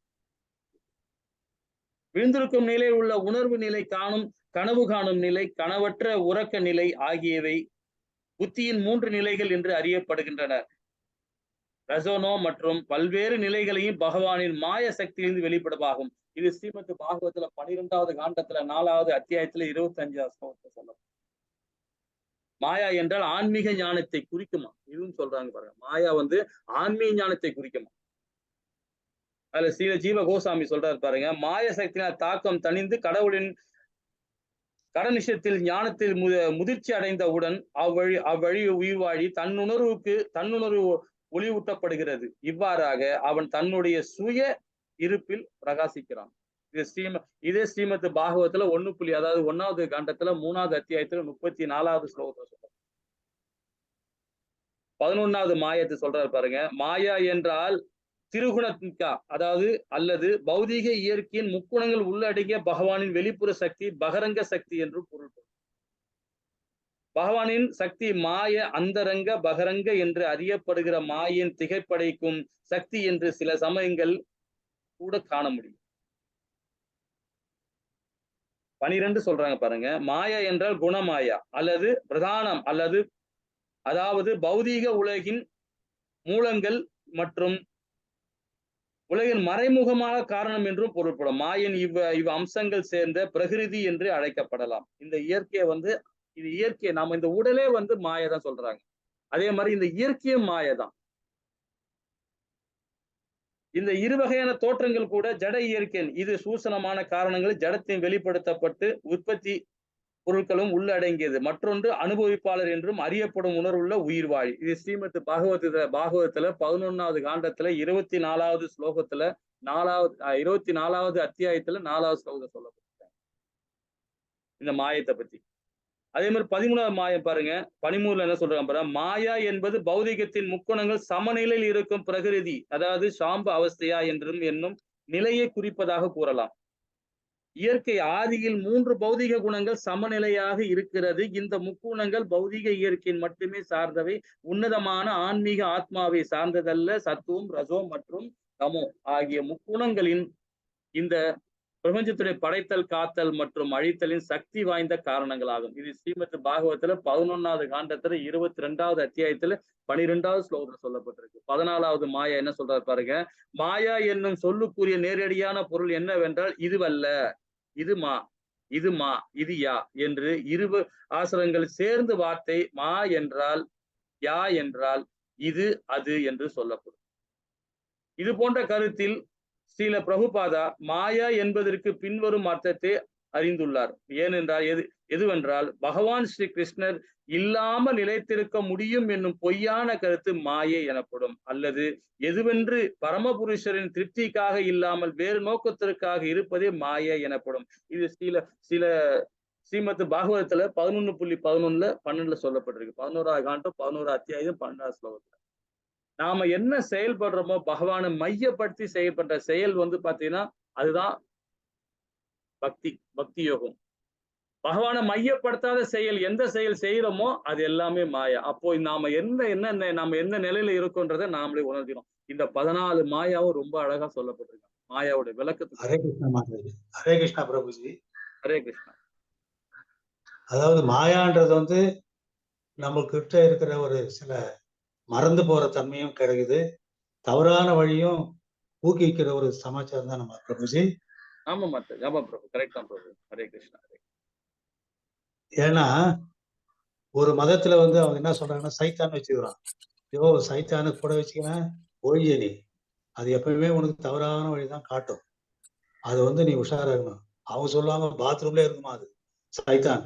எப்பாவது ஒரு ஆளுக்கு சூசைட் பண்ணி நீ யோசனை உடவே தான் சொல்லியே இருக்குமா அது. யோ இருக்கிறதோட பூடியா நீ என்ன அவனை மதிக்கிறாங்க வீட்டுல, ஏன் உயிரோடு இருக்குன்னு அப்படின்னு ஊக்குவிக்குமா. அந்த மாதிரி தவறான வழி சில மறந்து போற தன்மை ரெண்டுமே இருக்கு. என்னுடைய புரிதல் சொல்றேன் பிரபுஜி. தவறா இருந்தா சொல்லுங்க. ஹரே கிருஷ்ணா பிரபுஜி. அந்த ஹரே கிருஷ்ணா பிரபுஜி. இந்த 14 மாயாவோட இதுவும் எங்களுக்கு இதுல போடுறீங்களா பிரபுஜி? கண்டிப்பா போடுறோம் மாதாஜி, கண்டிப்பா போடுறேன். பிரபுஜி கொஞ்சம் இது ரெக்கார்டிங் ஆஃப் பண்ணிடுங்க. வைஷ்ணவியோ நமோ நமக. ஜெய் ஸ்ரீ கிருஷ்ணா சைதன்ய பிரபு நித்யானந்தா ஸ்ரீ அத்வைச கதாதார சிவாசாதி கௌரபாக்ஷவிருந்துக்கு ஜி. ஹரே கிருஷ்ணா கிருஷ்ணா கிருஷ்ணா ஹரே ஹரே, ஹரே ராம ராம ராம ஹரே ஹரே. ஓம் சத். பிரபுஜி